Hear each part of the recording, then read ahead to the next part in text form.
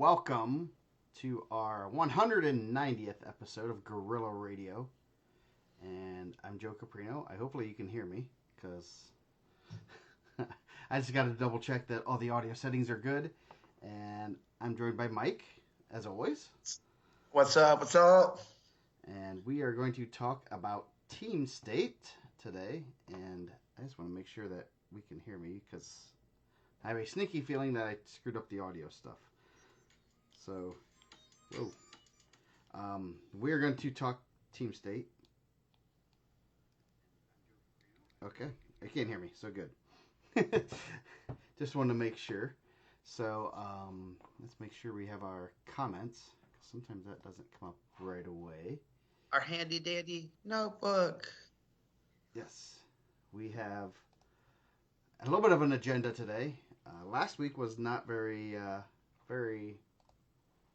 Let's see. It was kind of a slow week. The North Montgomery duels was going on, and that was about the main thing. A couple of pretty good duels going on during the week. I'll go over those. Hey, we got comments, so our fans should be here. We had a long pregame show, and I didn't get Mike's text for 20 minutes that he was ready, so that's why we're on late. But it shouldn't be that long. So there wasn't a ton going on, and kind of slow week, late ranking. Yep, got some rankings out, and let's see what last week. We'll go over, kind of switch our agenda up a little bit. I'm going to last week. Had a couple good duels. Belmont Adams Central. That was a 40-33 match. Right when oh, good. We got him. And then Terre Haute South and Mater Dei. Mater Dei brought back the tights. And I seen that, man. But I said I felt like last year with the state finals being in Evansville, you had two guys under the lights. That's the time to bring the tights back, right? Yes. That place would have went nuts. Yes, it was. Should have gone there. Then and Mater Dei won 63-10 there. Westfield over Bishop Chatard, and then Floyd Central and Tell City. I do not have the result for that. So I think I just seen Floyd Central won. I seen it on Handy Dandy Track. Floyd 48, Tell City 28. 48-28. I will update that score real quick while I'm here. That's a good win for Floyd Central. I know they've kind of been up and down a little bit. So yeah, they look like they're down a couple guys. I know Tell City was out. Chase Stevens too. Yeah. And then North Montgomery, New Haven. Oh wow, Whiteland beat I didn't realize Whiteland beat New Haven in the individual tournament. New Haven didn't have one guy. They didn't have one of their wrestlers. They did not have a 38, 40, 150. So they did not have some guy named Easton. He's pretty decent. That'd have been a nice one to have in the lineup. Yeah, I think he would have scored more than 11 points. I'm gonna take a little bit of a gamble. Man, I think, but shout out to Whiteland. I think Whiteland's kind of a sneaky team. They could be in the mix next year for a Team State bid. They're young. I mean, obviously they come out of a pretty tough regional, but I think they have some good young. I think they have a bunch of freshman sophomore on their team. They have some good middle school guys coming in. Yep, they have 1, 2, 3. They have 4 seniors, kind of lower. Jaden Farr, Kay Beasley, both at 120, 126. Jacob Atkins at 144, and then they're 190. So those are a little bit easier areas to replace. As someone that has coached, and if replacing having your upper weights back for multiple years helps solidify a really good team. Just ask teams like Brownsburg and Crown Point and Center Grove, and then when they leave, sometimes if you don't have the guys filling in, then it can make a big difference. But yeah, that's gonna be big for them. So that was it. Girls sectional was last week. Our first official IHSWCA tournament for girls, and congratulations to all those girls that qualified. And we have we do have our fancy dancy brackets with the rankings on them. Brandon's been keeping up on the rankings, and there's some pretty good brackets. Maybe we'll get with him to maybe do a show later in the week. Got to see how the schedules play out, but Yeah, shout out to the two girls that wrestle that play softball for me, Ali Luca and Kylie Spencer. They both qualified for the regional. nice. Kylie was a qualifier, a state qualifier 2 years ago, so it's pretty exciting for them. Both are gonna play softball in college, but So I'm gonna change up our agenda. We'll talk about this week, and then we'll rank our team state moments. That's what we're ranking this week. So there's a lot. Everything that is not happening, anything that is not team state oriented, tomorrow night is Adams Central at Homestead. 1A number 2 versus a 4A qualifier. We didn't even talk about that. Homestead sneaking in the back door. Yes, huh? yeah. Late news. I know there was some controversy, some angry texts. Yes. I think I know Andy doesn't have a lot of hair, but he had the side bang. You want to speak to the manager of the IHSWCA? So Zionsville backed out. I think they they're hosting an event, and I'm thinking they probably did not feel they could do both at the same time, and obviously that was probably not an easy decision to make, or you accept it and then like I'm not sure if we should do this.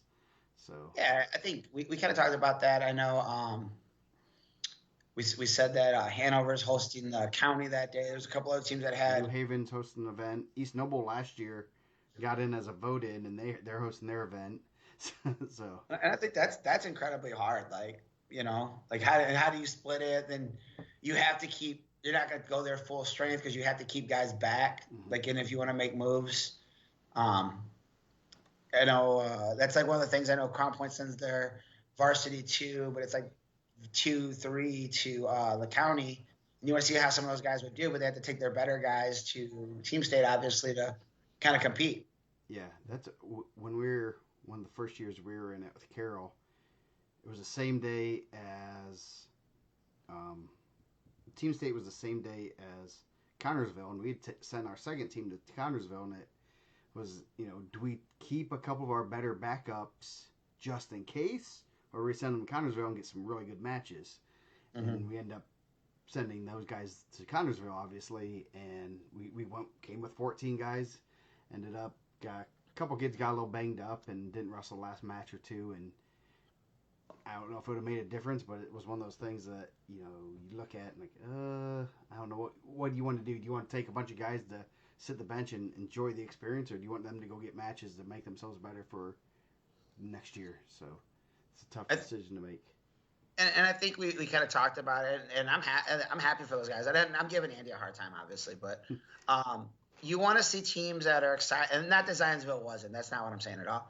But, I know Homestead really wanted that, and I think it means a lot to their program. And I'm sure Zionsville, they're young, and they're going to be in the mix going forward. But I thought Homestead has a good amount of seniors, but I think they were really excited to get the invite. And it's going to be hard, man. You're in a hard division, and you're going to have a hard team right off the bat. Yeah, yes. There's no easy – there's no warm-up matches, so – other matches going on this week, Penn and Mishawaka. That's always a fun rivalry. Greenfield Central and Roncalli wrestle. That'd be a good one. Yeah, on Wednesday. We had the seats out for 3A, but that'd have been a nice one to see last week. Yeah. Yes. So what? And I know I don't have the brackets memorized, so they are not. They won't see each other. They'd see each other in the semifinals if they would see each other. So. They are that'd have been. I'm glad they were separated, to say the least. And then Owen Valley at Bloomington South. Oh, Cathedral and Columbus East Wednesday. Owen Valley at Bloomington South. So some really, it'd be almost be better to look at some of these and do seeds. Do seeds Thursday. Westfield at Zionsville. Harrison at Center Grove. Mishawaka, Northridge, Crown Point, Maryville. That should be a good one. And then I'm looking here. That's about it for single duels. Obviously, Lake County, as Michael has said, that's always a good event. Yeah, I mean, kind of tough. I know there's a couple teams that decline. I know there's a couple Porter County teams that come to it. But I mean, you're taking out some of the top teams. I think you're taking out obviously the Crown Point to Lake County team. Lowell with the number 1 seed in 3A won't be there. Hanover Central, who's in 2A, won't be there. So I mean, you're taking out some pretty significant wrestlers. Yeah. Pretty much the other term, you have the Bill Kerbal, which is going to be, man, I got hit hard. Usually a pretty solid tournament, but Eastside's not going to be there. Homestead's not going to be there. New Haven's not going to be there. Northfield used to be in it. They're usually in it. So there's like 4 teams that are getting taken out of that one. So I mean, and I don't know the answer to this. No one said anything to me, so I'm not saying it from my own personal experience. But do you feel like teams that are in the mix to go to Team State are going to have less invites to those tournaments like that in the future? Like if you're the Bill Kerbal and you're like, well, I don't want to lose these guys every year, would you try to replace them with someone else?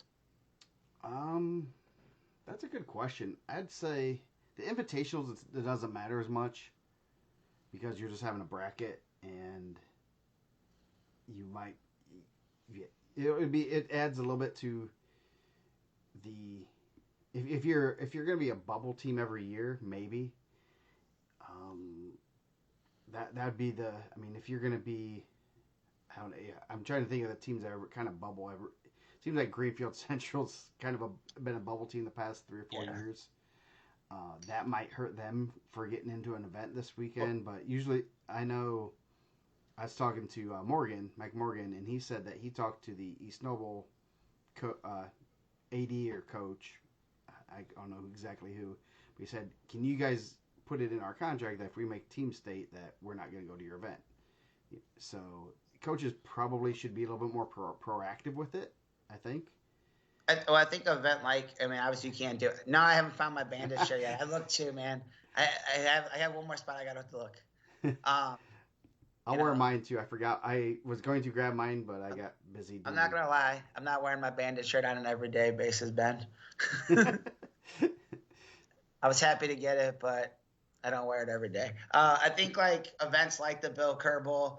I mean, you can't really do it at the Lake County. I mean, I guess you kind of could, but if you're in those events, like the teams that were in the bump mix to get voted in that had that weekend open, I know people were posting, hey, looking for an event like a Mishawaka or who's the alternate or Jay County they're hosting. They probably don't want to go up there or out there. Yeah. But teams like that are Prairie Heights, teams that had that weekend that they probably felt like they were going to be in the mix or they were in the vote-in mix, and they had that weekend open, maybe they can go into like a Bill Kerbal with teams that are leaving, kind of get a different blend. Mishawaka is going to East Noble. I just saw that today. And I know Prairie Heights is going to the West Noble Super Duel. So they end up finding places to go.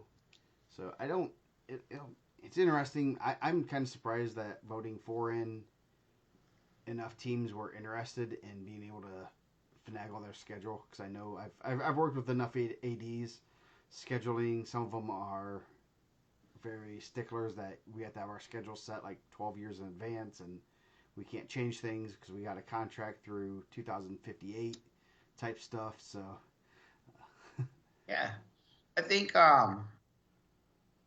it's become a really cool event, and I think the excitement of it, and we were kind of talking about off air, I'm sure we'll talk about it when we talk about Team State, but that teams are really like excited to go there and get the matches and get those opportunities and wrestle for a state title. Yeah. And it's, I guess that's a good transition into what it started out as. And we were talking before we went on, there was a lot of questions around the whole evolution. I have a lot of fun emails I kept just for historical purposes, I guess. And I know originally they were talking about just having some like in basketball, they have a Hall of Fame invite over Christmas break, and they invite, I don't know how many teams, 4 teams, 8 teams, whatever it is, and they play basketball in a little mini tournament. And coaches were talking about that, like, oh, no one's going to want to do this. It's classes, no one wants to do classes. And once they kind of made the decision, hey, we're going to do classes, we're going to do 3 classes, we're going to do 8 teams, I think the biggest question mark is would teams decline because you're only going to get 3 matches. And we're like, well, you can go to our Super Bowl and get 5 matches. But I always was like, but you're getting 3 guaranteed pretty good matches. Yeah. So, or at Super Bowl, you might only get 1 guaranteed good match, depending on the Super Bowl, I guess. Yeah.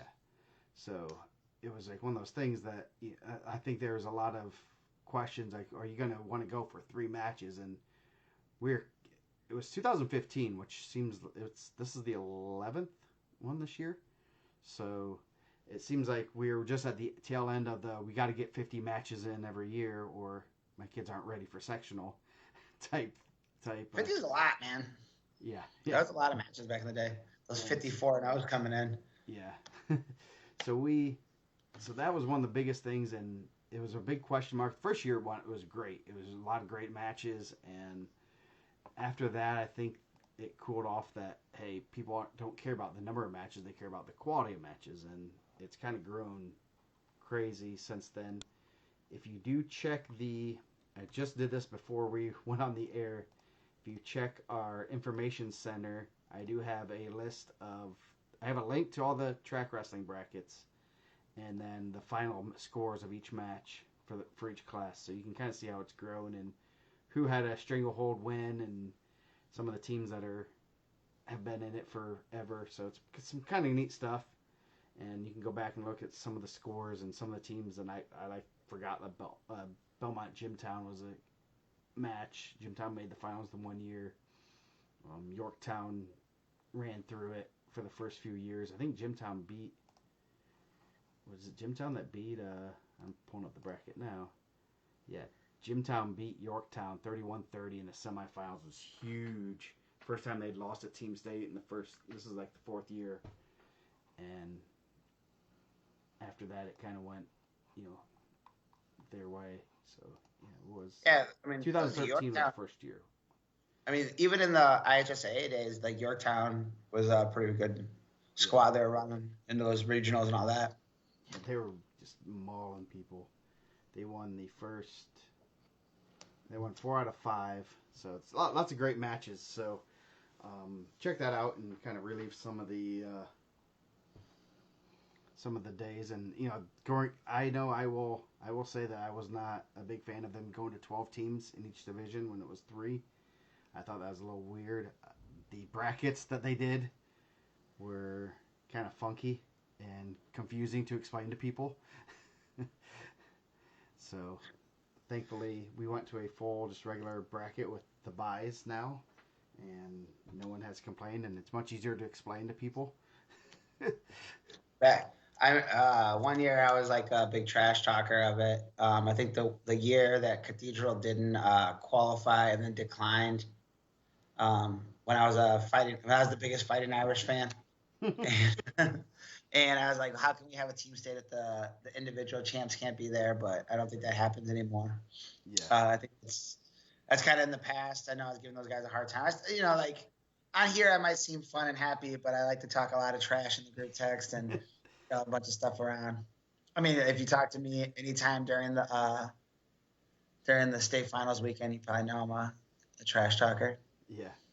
And Rex is 1,000% correct. The Allen County War Memorial Coliseum was the best venue. It was all the classes together, and one of the biggest moments. I'll just say, all of a sudden, you just see. It was kind of pretty much everyone was done, and then all of a sudden you see these people hovering, like sprinting to a mat, and you're like, "What's going on? Oh crap, that's match is happening." So we'll talk about that here pretty soon, but. Yeah, that was. I mean, that was really cool. I think that was the last probably the smaller class I've seen. Past that, I've only been to the 4A. I went Westfield one time, going gym to gym. You know, Terry's always a good host over there. Obviously, that's my dude. But I didn't go to the Ball State one. The War Memorial Coliseum was really good. But you get to see like the 1A and 2A teams. I think they brought like these huge crowds, and I think that was like the first time I was like, man, this means a lot to a lot of people. Yeah. Like, so like I think the 1A crowds were just as good, if not stronger, than the 4A crowds or 3A crowds at the time. Yeah, and hearing the roars from like the 1 and 2A area, and you're thinking there was a big upset, and no, it was two guys that might be 500, and the one kid pinned him, but both teams knew that was like a swing match, and that just you'd think that there's, oh, did someone, some right guy go down over there? No, it was just a really big match between two guys that this is their moment. So Yeah, and like I was lucky enough to wrestle in some really good like team semi-state things. We ran some really hard teams, but those were like big events for me then, and I'm sure like we weren't in a class thing then, but I'm sure like those guys are coming up with big matches to win duels for their community, to possibly wrestle for a team state. And which, I mean, we can say, it's as even as anything in the state, but like every year we're watching basically the four. I'm not like a class wrestling guy, so like I'm probably the furthest thing from a class wrestling guy. But the biggest schools generally take up the most champs every year. So yeah, yeah. So it's great. It's grown, and I think it's awesome that this 1 and 2A schools are really excited to be there. That they're the ones that are making T-shirts. The 4A schools don't really. I won't say they don't care, but it's more about the process. It's like, yeah, we expect to be here. The 1 and 2A schools really, it means a lot to them to go and to participate, and then also to be competitive too. So it's real cool seeing how everything has worked. So we won. I think we wrestled those Wednesdays like my first 3 years of high school. So I liked it. I mean, we didn't know anything else. So like I just thought it was part of it, Yeah. Like we sectionals, then you go wrestle you did the Highland Regional, and then the Valparaiso semi-state. So I like I like the team regionals and team semi-states on Wednesday because I'd go scout kids. we lost a guy one year like to an injury. He got returned and broke his arm. And then there was the regional week, the team regional, so they lose the semi-state. I mean, that's tough, I guess. Yeah, I saw Austin Rook dislocate his elbow, and in a meaningless match, Carroll was getting beat anyway, and he was wrestling really well that year, and that was horrible to see. And he ended up trying to go wrestle us, and it just was that was bad. It was he was a good kid and had put things together that year, and probably would have gone to state. And I was like, oh, this is horrible. And in a match that he didn't really need to wrestle because they were losing it. They were going to lose anyway. So. Yeah, we never wrestled any of the meaningless matches at the team regional, Joe. No, but I understand, like, if you didn't have a chance, like, I'm sure if you were down in the Evansville area, you kind of knew how those were going to go. Yeah. Every year I was in high school, Mater Dei won it. In that area, I'm sure they knew who the representative was going to be. So if you wanted to take Wednesday off, I get it. Yeah. Mater Dei wasn't taking Wednesday off, but if you wanted to be whoever, I mean, I'm sure they had some good ones. Someone can step in and say whatever Mater Dei duel on a Wednesday team regional is the best one ever. But I'm sure like those guys had a good idea who was going to represent the South. Yes. At Center Grove High School. Yeah. So let's go into our best team state moments. I put some chicken scratch on here, so let's hope I remember what I wrote down. Okay, so mine, I'm going to start number off 5? with personal. I'll start off with my number 5, and this one is a very unique one, and people will get a chuckle out of it, and it's actually the only time that's ever happened in my career as a coach. But 2017, we wrestled Crown Point, and we won 36-32. Beating Crown Point's no. I mean, we did that a lot before they got really good. No, I'm kidding. But the biggest thing about that is we only won 6 matches. They won 8. So it was the only time in my coaching career that we lost. We won the least number of matches, but still won the duel. So we had all pins, and didn't give up pins in every one of our matches. So that was a really it's an odd one, but I had to throw that in just because it was kind of fun and something you don't see very often. Uh, my number 5, obviously I don't have any personal experience. So my number 5 was the first one, which ended up being the Perry Meridian over Franklin. A little foreshadowing for the Tante path, right, in the 3A. 2A Yorktown over Memorial, and 1A Adams Central over Busco. I think the first one, number 5 for me, like the first event, I'm sure that there was a lot of logistics to get that going. I know we always talked about like the emails between all those guys to kind of get that ball rolling. So, yeah, that is my number 4. Like you said, it got the ball rolling, and it was just a culmination of a lot of work and some. I can tell you, there's some coaches. Derek Snyder doesn't get enough credit. I've said this probably multiple times for the passion he had. Some of the emails and the texts and the calls and stuff that we had with him, and he was like, "We got to do that. We got to do something. We got to do it right. We got to do it right from the beginning." And I think he was very passionate about it. Obviously, he loves the team duel aspect of wrestling, and so I think that was getting the ball rolling and doing it right, and then obviously they've molded things throughout the years. So yeah, definitely there.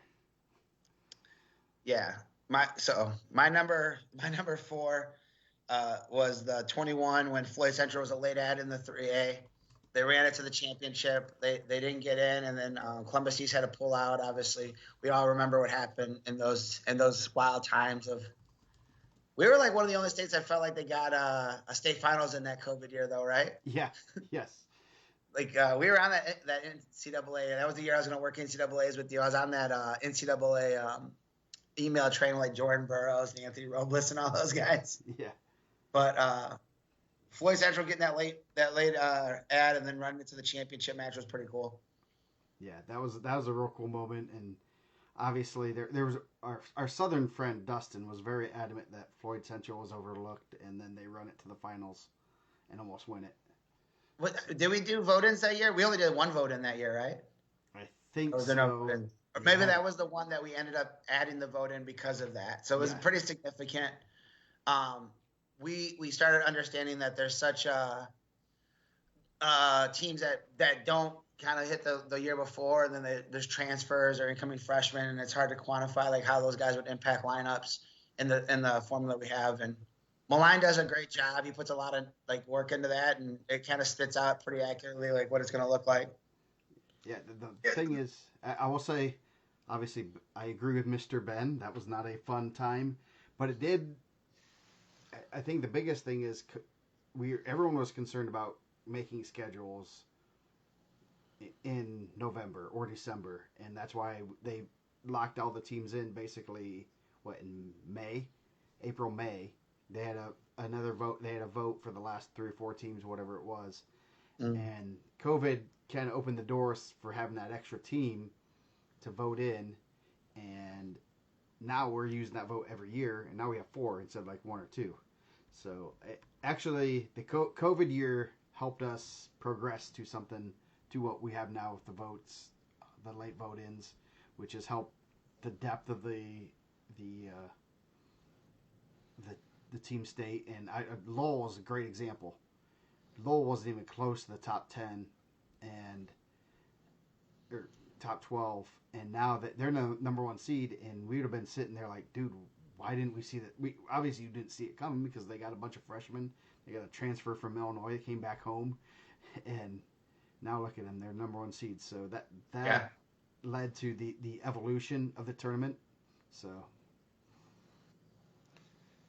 yeah, you're number 3. When we go number 3. Oh yeah, my number 3. 2016. Stephen Bam Lawrence versus Joe Lee. That's also my number 3, so we can put it on for both. So yeah, that was at the Coliseum. I remember we weren't wrestling, and all of a sudden I just see like people sprinting over to the mat, and I don't know if I'm sure someone texted me or something. It's I think I was me. I was there. yeah, I was in the bleachers. yeah. Someone told me that they were gonna bump Bam up to 52 to wrestle Joe Lee, and I think it was 52, right? Yeah, I think it was 45 because they're both number ones, and they're bumping them up. And I'm gonna pull that up because it ended up being a pin late. But it was a really good match. It was a good flurry. I think Bam was going for a takedown to take the lead, and I think Joe Lee just kind of stepped over and ended up pinning him. Yeah, and that was one of those. I think Portage needed that match to. Was it? When was that one? That was 2017, you said? 2017. When did that? I gotta look for what this bracket is. Oh, there. Oh, that was in the. No, that's Portage. Semis. Was it? Okay, hold on. I don't think it was in the finals, it was in the semis, and then ended up being. It was in the. It was in the bracket, in the pools. Yeah. It was in the pools, and it was middle of the match. No, wrong one. That wasn't it. Was it 2008? 16. I had 16. Sorry, there we go. There we go. I could have told you I had 16 right next to it. That was in the. That was in the pool again, and it came down to. Man, there's lots of unsportsmanlikes. Yeah, Joe Lee. Did. Yeah, it was in the pool again, and it was 8-6. So it was tied. 50 seconds to go. Joe stepped over it and pinned him. It was a pretty exciting match. Not all those matches live up to the hype. That one definitely was like one of those ones that you were like, this is going to be a good match, and ended up being a really good match. Yeah. The Lees had a good feel for that because I think that Nick Lee Chad Red lived up to the hype too. Yeah. Yeah. And as a one that was on my list till we kind of went through a couple other things, was it 2015? Was the year? No, would have been 17. It was 15 at Ball State when Nick Lee hadn't wrestled all year, and we heard that he wasn't going to wrestle, and then he came back and throttled everybody to the final, and led Mater Dei to the finals, so to the championship. So that was another one. Maybe I get some Lee love. So he went on to have a pretty good college career. Yeah. So any other comments on the Joe Lee versus Stephen Lawrence? I think those are really. I think that's one of the really cool things about the event is you're going to have so many high ranked kids. Like whether you believe in the rankings or not, I mean they're ranked, but like if you believe in it or not, like those matches are pretty exciting for the fans that are there.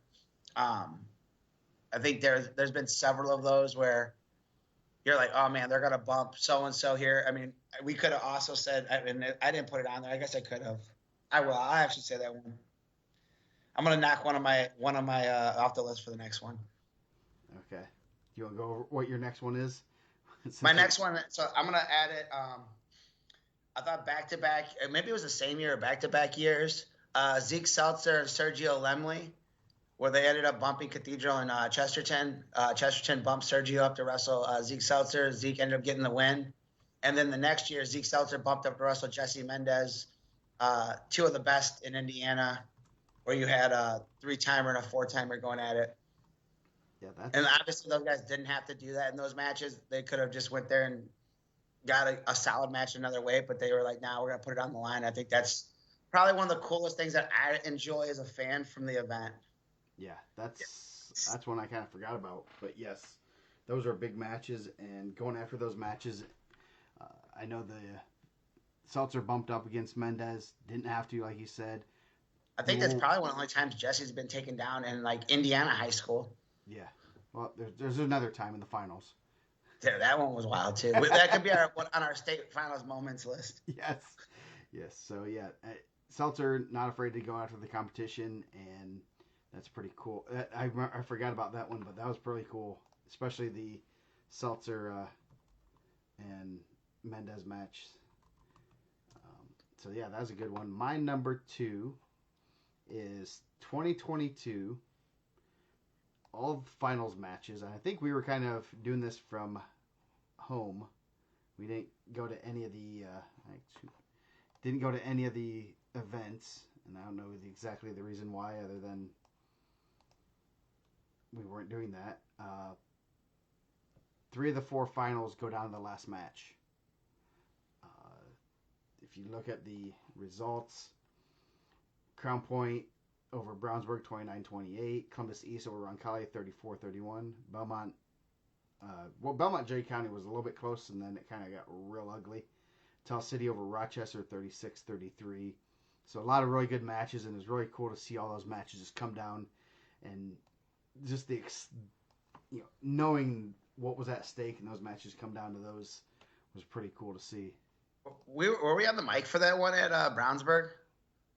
Is that the year we were down there? I know that like it was one of those things that they knew was good, and this is like the crazy like part of it. And it's not like a bad thing, but like they knew it was gonna be close, and they're like, hey, like we're not gonna shake the coach's hands because we don't want our guys to get too chippy and get hit for a team point, because if we lose a team point here, obviously we could lose the duel.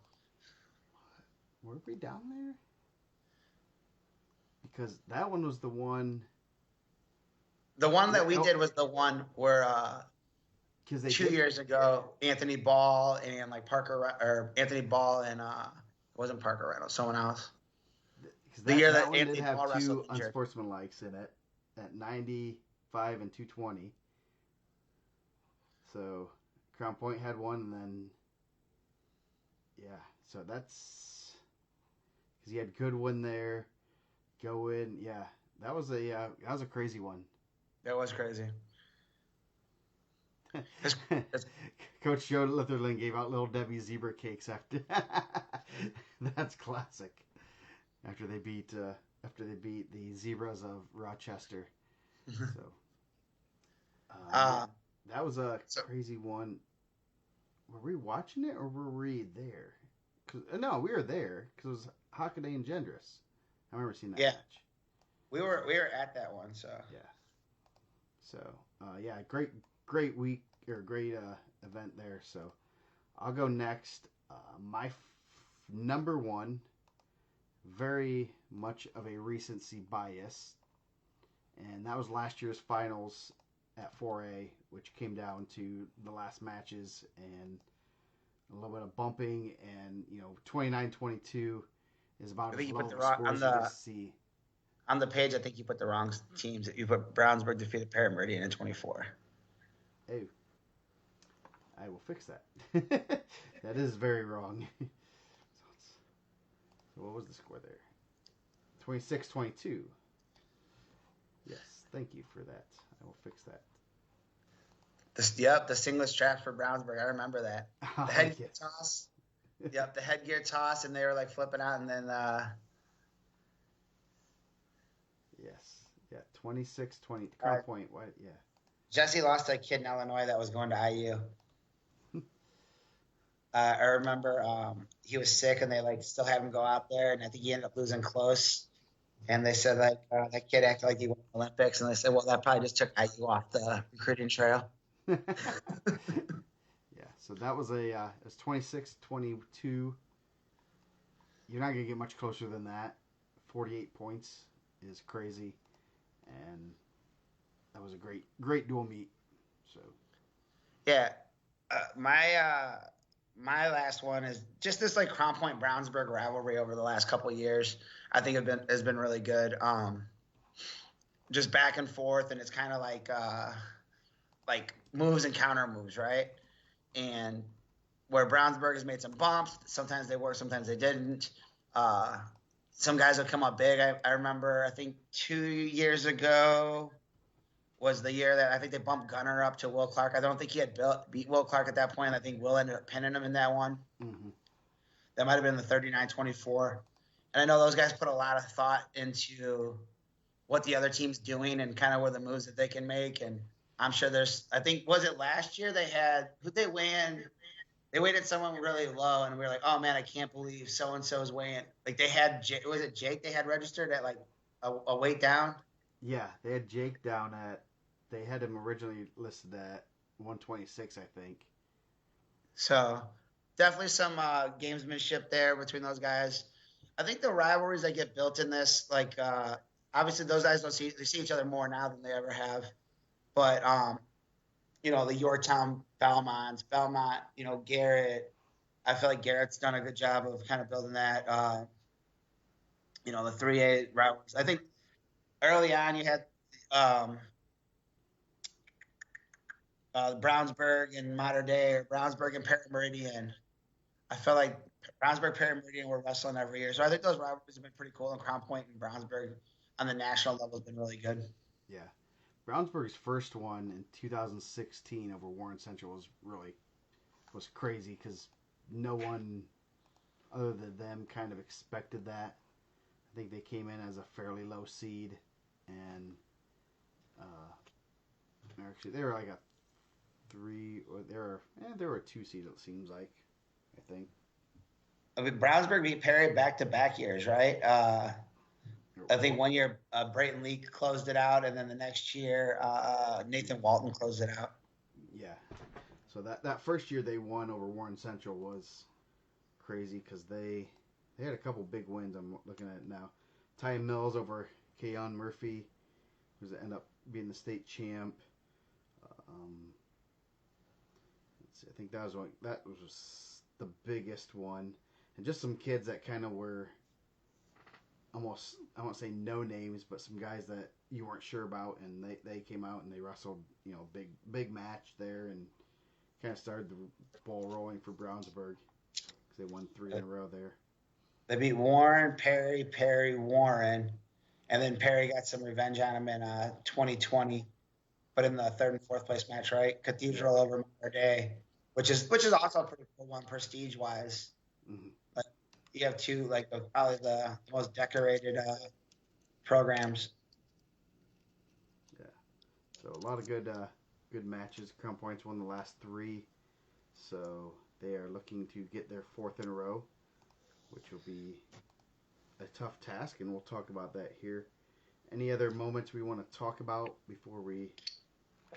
And we kind of touched on it, but I just think it's really cool how and I'm part of the voting committee, but I'm not part of the committee that makes decisions. But I guess like everyone in general is a part of the committee that makes the decisions, because I think that those guys listen very well, and they've listened to what people have said, like whether it's complaints or criticisms or praise. They've made that event the best it could be. Like, hey, you want another class? We'll add another class. Hey, you want to expand the field? We'll expand the field. You want to do more vote-ins? We'll do more vote-ins. And I think last year in a week or 2-week notice, we expanded the field to 12, and we got teams that were very worthy to be in there. Yeah. No, I think I just think it's been cool to see how it's grown and evolved, and I like how it's going, and really all those people, McCormick, and JD Minch early on, right? Greg Ratliff, all those people have contributed to making the event such a great event. And now I think it's even hard. It's harder now that they're in 4 different locations, and you got to try to find locations that are suitable, people that will host, especially the 1 and 2A, people that will want to host, but also have the facilities to host, and also have hotels and things close by. So I know there's some people that we were asking about, where's the nearest hotels to Monroe, and that was like, ooh, that's a good question. So that's why we should have one in the region. Yes, that's where I put it. Once Team State in the region. So we'll go over the brackets. I need to put them up there. What's my thoughts on the new IHSA transfer rule? I think that kids should be able to go wherever they want to go and compete where they want to compete. Did that become official, or is that? Oh, no, that's what I heard too. Obviously, my kid had to lose half a year because we had an AD that thought that transferring in conference even is, the most important thing in the world to them. I think that if someone doesn't want to be part of your program and they want to go be somewhere else, cool. It's less stress on you, right? Yeah. I hate do it for your community. Like, what commitment do I have with community that built a house here? I pay the taxes. So the last update was from the Indy Star set. I can't get access to the article because I haven't paid for it, but they do say that it is. It sounds like they're going to have a one time free transfer. So, which sounds like if someone leaves your program, that's opportunity for the next person up, right? Yeah, You gotta use the airplane mode rule, man. Yeah. You don't have to steal articles. Click on the hit airplane mode. It can't kick you out. Yeah, so that'll be interesting if it goes through. I'm not against it. It'll be interesting to see how it plays out. I think a one time it'll create a lot less havoc on their end. So, but who knows what'll happen? And obviously, you still can't. I'm guessing you still can't recruit kids. I can't go and say, "Hey, try to come to my school." There's still going to be. I think there's still going to be rules. So, but I don't know. Yeah. I don't know what. I haven't seen the rule written. I haven't seen how they're going to explain it. But I'm sure there's going to be some rules on there. I don't think the transferring community cares about the academics either. Yeah. Like, if people that say that, I think like the school you're transferring from also doesn't care about your academics. They told my daughter she could play any sport that she wanted to except for softball. Yeah, that's. She wants to play basketball. She's eligible to play basketball. Anything else, just not softball. Yeah, so it'll be interesting to see what the actual rule they come out as, and what it states, and go from there. Because I don't know what. I'm definitely for a little less restrictions on that because it can get hairy. It seems almost sometimes they just pick out of a hat. They have 100 transfers. They're gonna pick 2 or 3 to kind of poke and prod and see if they can, find some flaw in it. And it's not it. We see transfers all the time, and we know enough about the kids that are transferring to know whether. Yeah. Oh, geez, they're transferring to that school. Wow, they went from a school that's never won a sectional championship to one that's won 10 in a row. Oh yeah. Wonder why. Yeah, I think I'm a pretty linked-in person to the transfer community, and I think the school that we transferred from, I'm not going to say any names, but you can find my address. It's online. Just received about 6 transfers this year. Yeah. Not one of them was held. Yeah. That's a weird coincidence, right? Yes, exactly. I wonder if all 6 of those kids actually live in our district. Yeah. So that's one of those things that it's such a weird. It's the way it is right now is really. It adds a lot of human hands that shouldn't be in there to be like, well, is this one legit? Why is this one legit and the other one we're gonna poke and prod and try to make it not legit? So I don't know. So yeah, for people that are smarter than us, right? Yes. So it's not just. I think there's a lot of it. So it's me and James Harder Road, bro. Yeah. So Team State. Let's see. Let me bring up see if I can throw a bracket up here. It doesn't always look the best. Honestly, like that we're in here. Like, do you feel like if New Prairie, we're about to talk about this. What if New Prairie ran James Harder Road out this weekend? What's the punishment for that? Is the IHSWCA going to take away their title? They have to vacate those 4 wins.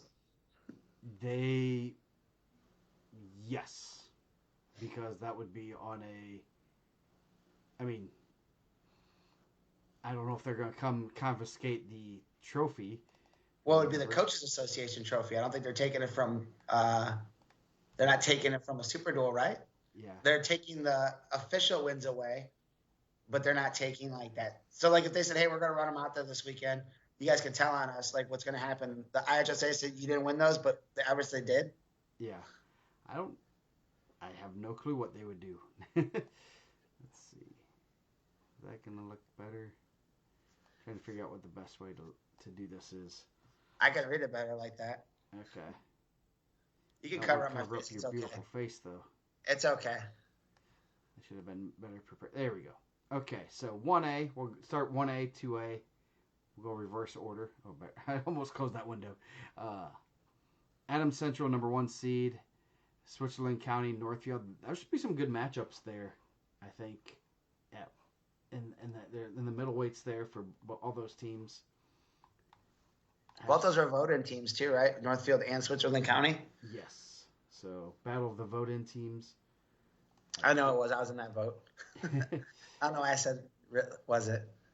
So you have, let's see, Switzerland. I'm looking at the. So 144 has Rose and okay, I guess Gall and Short Gin I know are in there at 150. So you could see some bumping around. I hope that match happens. We had a very interesting email about that this week. Yes. So defend your tweet, right? Yeah. So that should be a pretty solid quarter bracket. You got Tell City. Thanks, Eric. He said it makes him feel. Eric prefers when you cover up my face because it makes him feel inferior. So actually, I could probably put it like that. Okay, so then the next quarter bracket, Tell City.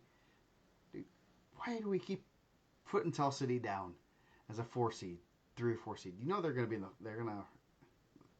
That's punishing Adams Central, I think.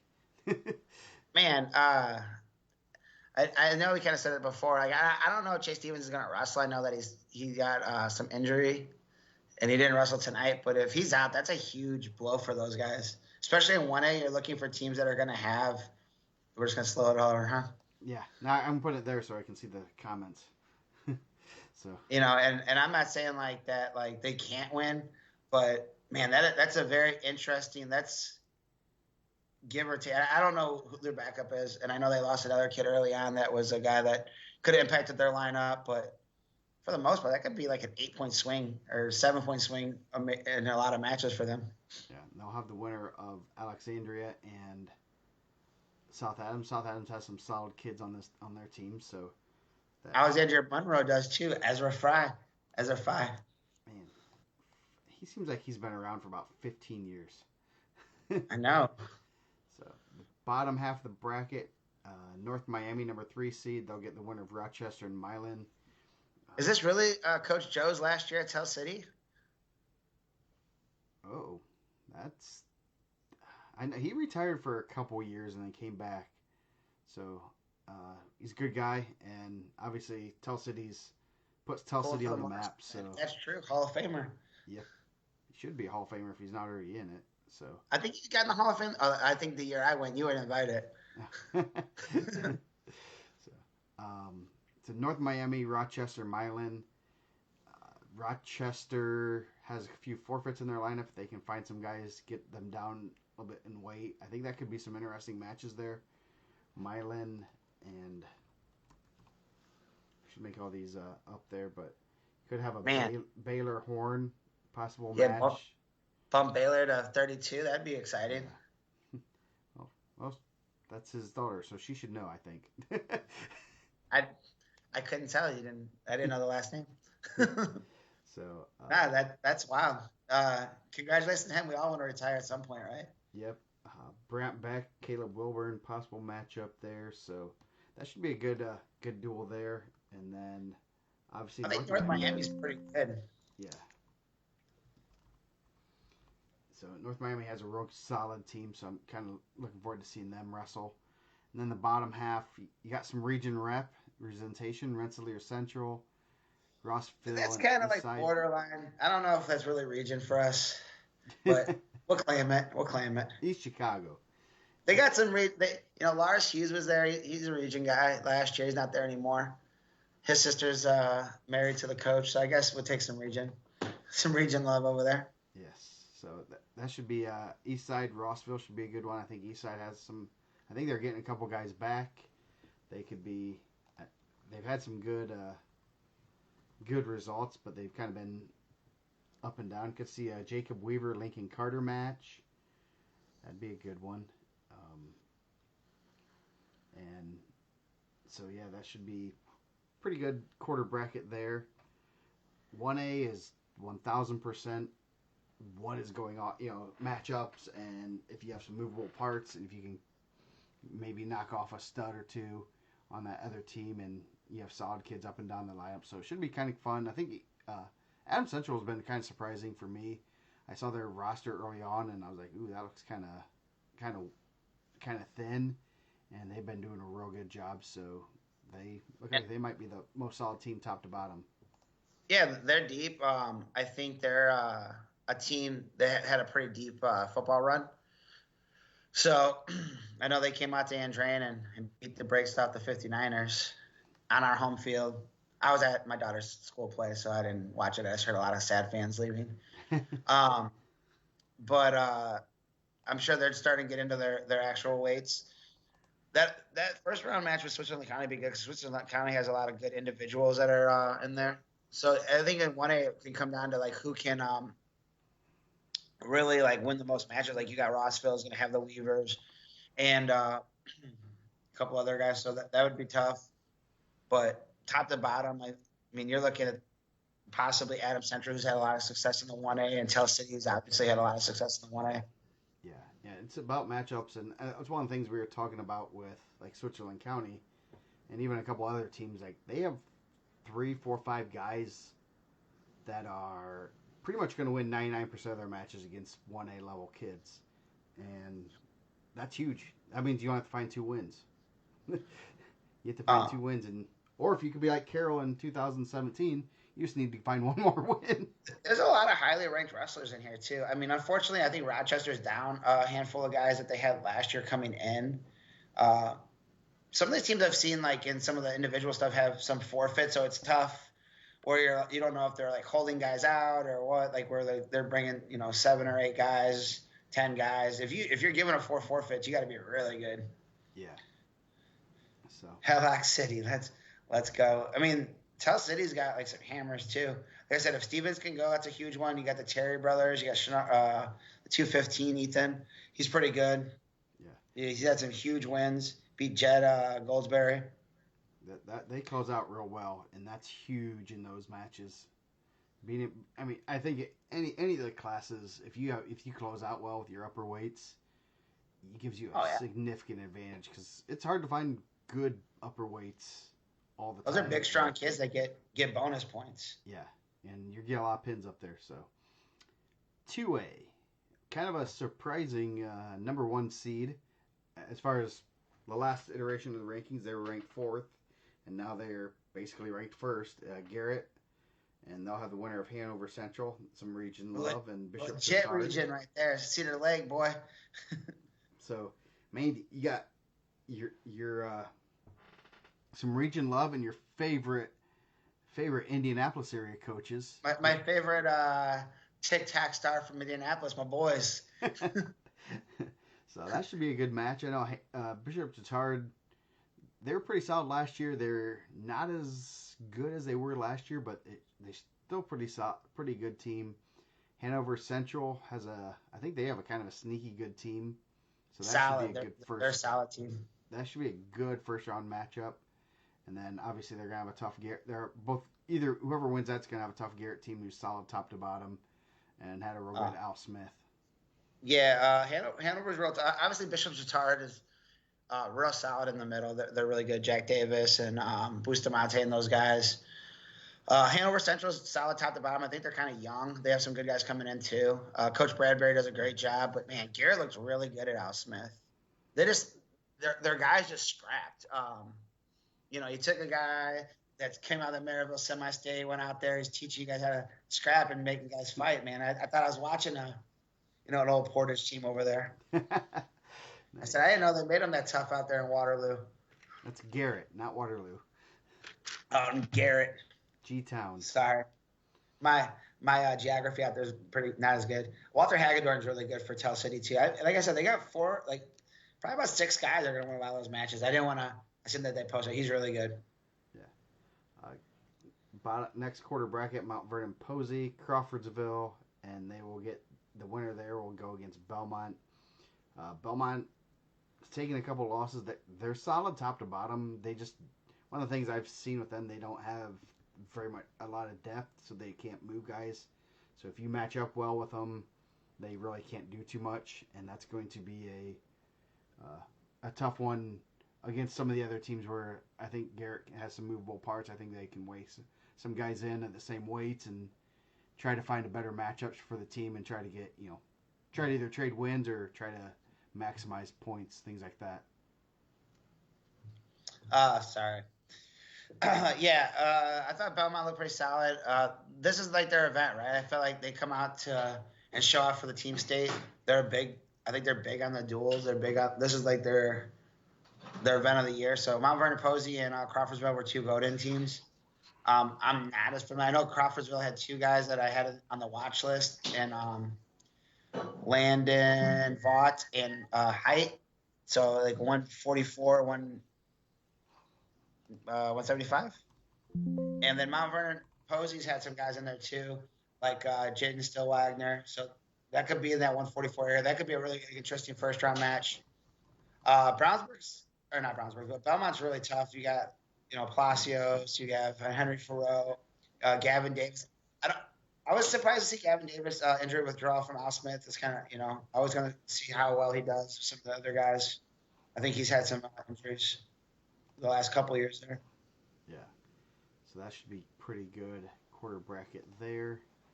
And so we will move that down a little bit. In the bottom half of the bracket, Delta, number 3 seed, versus the winner of Yorktown and Heritage Hills. Heritage Hills is kind of sneaky good. They close out really well. Really well. And then Delta losing a kid that's a state title contender is not easy for any team at any level. But at the 2A level, you're really not going to be able to fill in. You're not going to be able to bring in a regional or semi-state level kid, most likely. So you're going. That's a 9 to 12 point swing for them right there in the match. Man, tough for Gavin Davis to say he was sick. He had to go to the hospital after Al Smith. I think Joe Maverick also for Westfield had to leave. He withdrew for being sick also. Yeah. And up going around. Yeah. Kind of, I guess, glad it was a sickness and not an injury. Yeah. I don't want to say either are good, but at least. Well, sickness you can recover from. Injuries takes a lot longer. Yeah. So hopefully he's feeling better. Yep. Good. Sorry. Yeah. Heritage Hills is sneaky good. I think they're solid across the board. They've done a really good job. They have a pretty good guy that they can't get in the lineup right now, just because they're kind of deep up top. Obviously, they have a state medalist and a freshman sophomore champ up there. Yorktown's always solid. Delta, it's tough when you lose Boyd. So I know they're still stacked. Wheat Wicker's really good. Jackson, K. Jackson, Bollinger. Cape Stebbins was down to 75. Mosier. So you're gonna have 5 or 6 wins, but where are those guys gonna hit? I mean, you'd want Boyd in there to wrestle like a Birkenshire from at 26. That's probably a matchup where Boyd would be heavily favored, but now it kind of sways the other way. Yeah, so that should be kind of interesting. Kind of might be a tale of two halves, where I think Heritage Hills is better in the upper weights, more in the upper weights, and then Delta's good in the lower weights. Obviously, Delta has Stebbins at 190, but generally they're pretty good. 175, I heard he weighed in at. Ooh, interesting. So it'd be interesting to see if I know they have Hart. He's kind of in between. I know he wrestled off a heavyweight. If they can get him to 215 and Jet to 190, then they're going to close really well. Yeah, that'd be a real good way to close. And that's one thing we get to see with Team State is sometimes there's some. This is about the last time you're going to maybe see some guys maybe make a cut down, and you're hearing a lot of guys dropping weights. A handful of guys might be weighing in and stuff, so there's a lot of gamesmanship being played, and it's kind of fun to not be involved in that and see the aftermath and kind of play armchair quarterback. Or what do you do if you see this or that? You gotta wade through some of that too. Some of those rumors. Yeah. So that's why the pre-show took so long. So the bottom quarter bracket got Purdue Polytech, the Techies, and they have Owen Valley first round, and the winner gets New Prairie, another team that had a real good Al Smith. So that should be interesting there. Purdue Polytech's kind of sneaky good. I really don't know too much about Owen Valley other than they have a few good guys. They have Lucas McBee, Dylan Hale, Austin Boldinghouse, and Emory Jackson. But I think probably not gonna be good story. They're kind of they're an IPS school, which is been having success, and that's awesome. Yeah. Um, their first time in, I think that was they had that big win over Chittard. I think that kind of solidified them to get in. Solid top to bottom. I think they have about 8 guys that are kind of on the watch list or right in that mix. New Prairie is really good. I think New Prairie would be able to compete in a lot of classes. Obviously, a lot of high end guys, but even some of their mid level guys, which are semi state level guys, 6, 13, 32, are pretty solid. Where those guys are going to win a lot of matches too. They're going to be in a lot of those matches, but then you're going to have Ivor, Lewis, Staples. Staples new number 1 at 157. Congratulations to him. 75. White's neck looked really good at Al Smith. He's not as big as his brother. His brother was there. He's pretty big. He's a run of the litter. Yeah, the run of the litter because his dad's big too. And then you got Kendricks at 190. So you're gonna have some guys close out too, which are gonna be pretty good. They're gonna be tough to beat because they got some guys that get bonus too. Now, are those guys gonna get tech falls or are they gonna get sticks? I think they get a lot of tech falls. Yeah. But the focus will change a little bit. Here it's like, hey, we gotta look for the pin now. This isn't working for this or working for a tech fall. So should be. And my opinion, I think you should run Hardo Road out, and if the IHSA makes a coach sit, make Flieger sit out a duel and then vacate those 1, 2, 3 wins and then keep your trophy for next year. Yeah. I don't know. That'd be interesting. What would happen because technically you would vacate those wins, and so is JD Minch gonna drive up to New Carlisle? New Carlisle, and confiscate the trophy and the banner, and give it to whoever they beat in the finals. Well, yeah. I mean, obviously, I think it becomes an ethics thing, and I think those guys.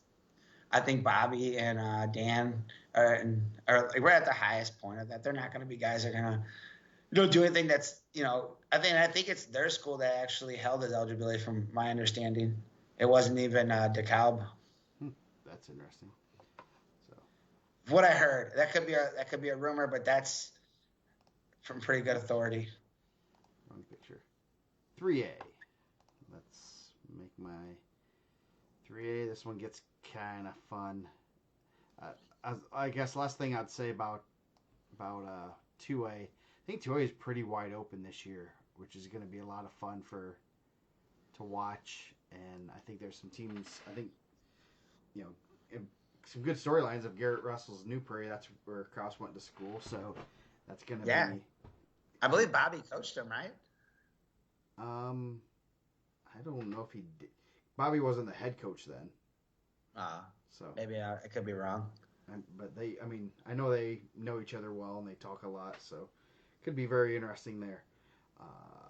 3A, number 1 seed, Lowell, vote in. Would not have made it the old way. They get the winner of Martinsville and Hobart. A little bit of a rivalry there, conference rivalry with Hobart.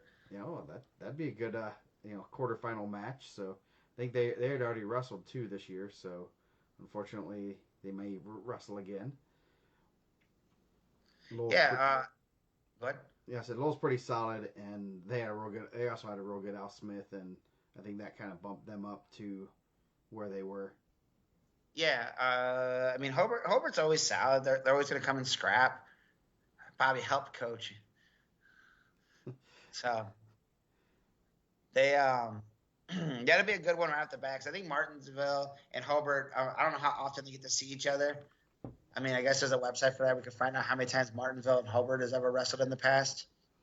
But that Hobart Lowell match was under the lights at Hobart. It was pretty exciting. Lowell ended up pulling it away on that one. And Lowell's one of those teams that got voted in, but you understand, they added a number 1 ranked at 138.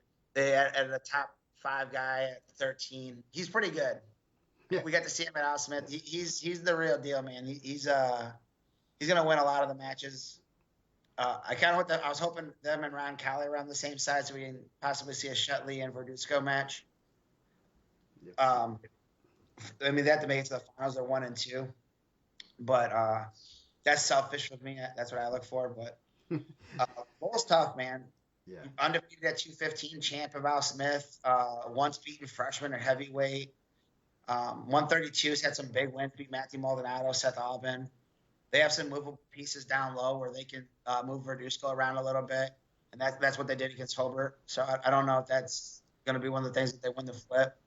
They moved Verduzco up to 20, and he checked him out of there, and the 13 got a win against Hobart. So, and then I think they moved Stanley around pretty well too. Yeah. This is where having a few movable parts like that can also make a huge difference. Well, because the teams are more solid and they're gonna have better backups too. And I think they're getting Dieter Gersbeck, who's been in the rankings. I know he withdrew from Al Smith. They're saying he's gonna be back. That's another guy that they didn't have when they wrestled Hobart last time. He's pretty good. Yeah, that's a good pickup there. The next quarter bracket is a lot of Southern flavor. Floyd Central versus Terre Haute South, and the winner gets the host, Franklin. So that should be a good quarter bracket there. Got some good ranking stuff for Dustin. Yeah, I think Terre Haute South has done a really good job of building that program, and that's another team just solid across the board, right? Yeah. There's not a lot of holes in there. I'm sure. I think they took some loss at Mooresville, but they competed there right in the mix. Floyd's interesting because they have guys in and out of the lineup that I don't know when they're going to be back, or if they're going to be back, right? Yeah. Like one of their guys they said isn't going to be back, but if he shows up on Saturday, that's honestly he's a pinner, so that's probably a 12-point swing maybe. Yeah. And Terre Haute South last year, then they ran it to the finals as they were the number 1 seed. Then a couple years ago, I thought they upset like the number 1 seed in the first round.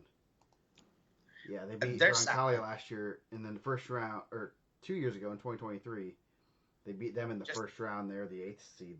So just a solid squad, man. I think top to bottom, their guys are really good. I mean, you got some guys in there that really well. Sean Murphy, Coy Bender.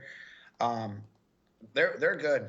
Franklin's good. Lowell and Franklin was a good match at the Trikoff.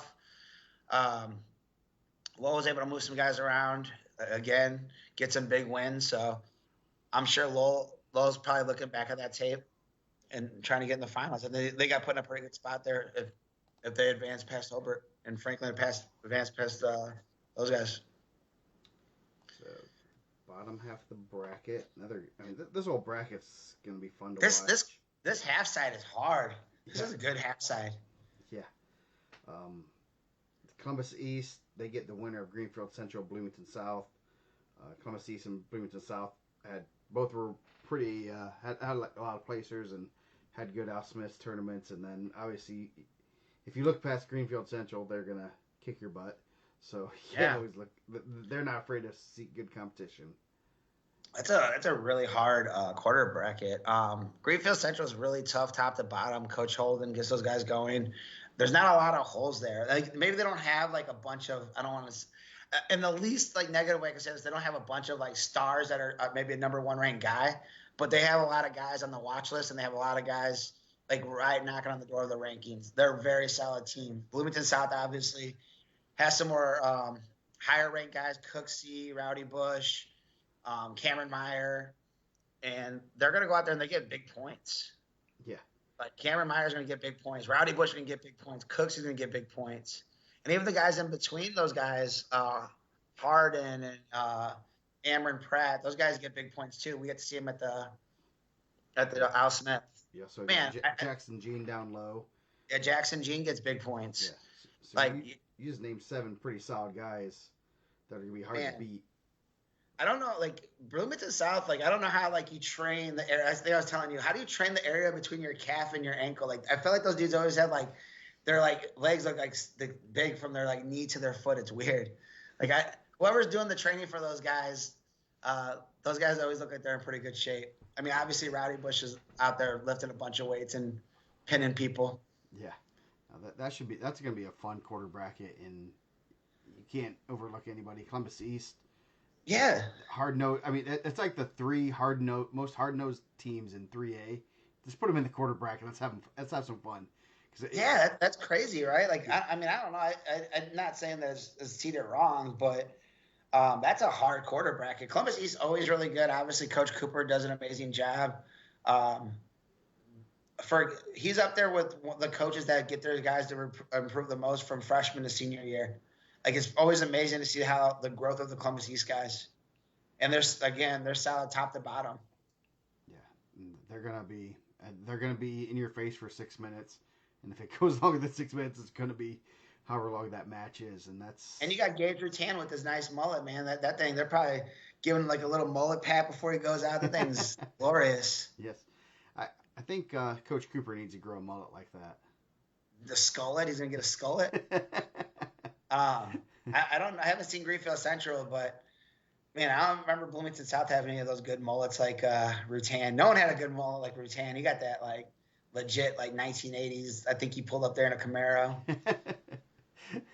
Nice. So the bottom quarter bracket, you got New Haven, New Palestine, and then Roncalli and New Haven, a 7 seed. That was, I mean, that was an interesting. I thought New Haven would be a little bit higher, but 3A is just such a tough, top to bottom. It's hard to put teams in slots, and that's a tough spot for Roncalli. It's a tough spot for New Haven, and I'm kind of looking forward to that quarter bracket. Actually, I'm looking. 3A is going to be the most wide open and kind of more fun to watch, just because you have no clue what's going to happen. Yeah, New Pal. I mean, losing Hornsby hurts them obviously, and I know Vandy Griff hasn't been in the lineup a little bit lately, and I mean they're still solid. They still have Doss. They still have. I'm trying to think. Obviously, we have a lot of names going through. But I know that they've had some guys out. But I'm in Gunner Butts, I'm thinking of. So they have some horses, but yeah, New Haven's pretty good. I know their guys are solid, but when I seen their records at North Montgomery, I was really surprised. Obviously, you have Ocampo and Easton are both number ones. Bakari Cooper took his first loss this weekend. He's pretty good. Sean Harris, I believe, is undefeated. Yeah. Who else? Their 120s pretty good also. Timmy Roca, I believe, was undefeated. Malachi Thuner is pretty good. They're going to be a tough team to wrestle. I mean, that's 5 guys, 6, wrestlers. I don't want to say guys, 6 or 7 wrestlers that have single-digit losses between the group of them. Yeah, you could have a Cooper versus Blake Doss match, Roca, Wesley Harbert, Malachi Thuner and Gunner Butt. Gunner Butt. And 144, you got Blake Doss. And I think they had someone that they've switched some guys up a little bit. 285, William Glessing and Charles McGrant.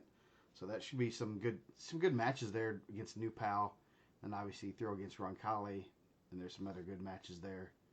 So I wouldn't be shocked to see, and I'm not, unless we're making predictions, I wouldn't be shocked to see New Haven come out of that quarter bracket. But Roncalli is the 2 seed, and I wouldn't be shocked to see Roncalli and the seeds hold up because Dane does a great job. Yeah, and it's always we got 2 profiles with this one guy. It's always interesting to see how the seeds hold up and see if things hold. How things hold, and especially because it's trying to seed dual teams is a little bit harder than individuals, to say the least. Yeah, I mean you take a lot more into consideration, and like the swings are bigger. Yeah. So, ready to talk about 3A, 4A? Yeah. Let's see, 4A. Maybe you want to start 4 to 1? You want to start in reverse? Yeah, we'll start. Only 8 teams. Yeah. So we'll start with the middle of the bracket. And I don't know, like the seeds are like not that they're crazy. I don't think it's a crazy seeding, but I know that they're trying to like not that they did it on purpose, but I was happy that some of the teams that haven't seen each other were able to kind of hit. I'd hate to see Mater Day Avon 3. I know those guys love going to Evansville, and I know Coach Johns is from Evansville, so it's a good time to go see his family, I guess. Yeah. So they like to make that trip down there, but I'm glad we don't have to see Evansville Mater Day and Avon for the third time in 4 weeks. Yes. So no, that should be some good matches there. The 4-5 Mater Day Portage, good little rivalry there. Portage kind of sneaky good. They're not gonna overpower you very in anywhere really, but they're gonna be hard to beat in 14 matches. I think they match up really well with Mater Day. Honestly, I think that I want to see Portage, Mater Day, or Portage and Avon. I think Portage matched up with Mater Day better than they match up with Avon. Portage, like they didn't have their 6 at Al Smith. I'm pretty sure he'd have been a placer. He's had some really good wins. Their backup was a blood round guy. 13 was a blood round guy. He's really good. Acuna was his first time down. Lincoln Underwood's really good. Medalist. 26 is a state qualifier. 32 was a ticket rounder for Chesterton. He came back to there. 38 was a ticket rounder. 44 is a freshman. 57 is a semifinalist at the Al Smith. And they got a 215 and heavy that are pretty good.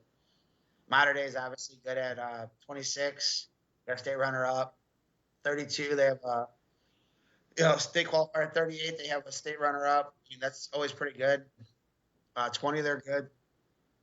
13 had a huge win against Avon in the duel. I think that kind of swung it. And they're just solid. It's hard to beat Mater Day. Like I'm not trying to sound like a Mater Day fanboy, but those guys know how to like keep matches close and save bonus points, and they know how to like win matches. Yeah. Something about the yellow, the gold and white and red or crimson. What is it? Crimson and gold. Yeah, should be some good matchups. Lincoln Underwood, David Allstat, Cameron Woods, Ty Henderson, Aiden Campbell, Caleb Schaefer. So those should be some good ones. How many Bowmans do they have on their team? We have a Cam and a Camden Bowman. I believe that's the same person. Yeah, we need to fix those profiles there. So that's a pretty good one there. And then we have Center Grove Avon. A little Mooresville regional. Is that the same sectional too? Mooresville regional rivalry. They Avon has their own sectional, and then Center Grove's in the Mooresville sectional. So a little preview for the regional.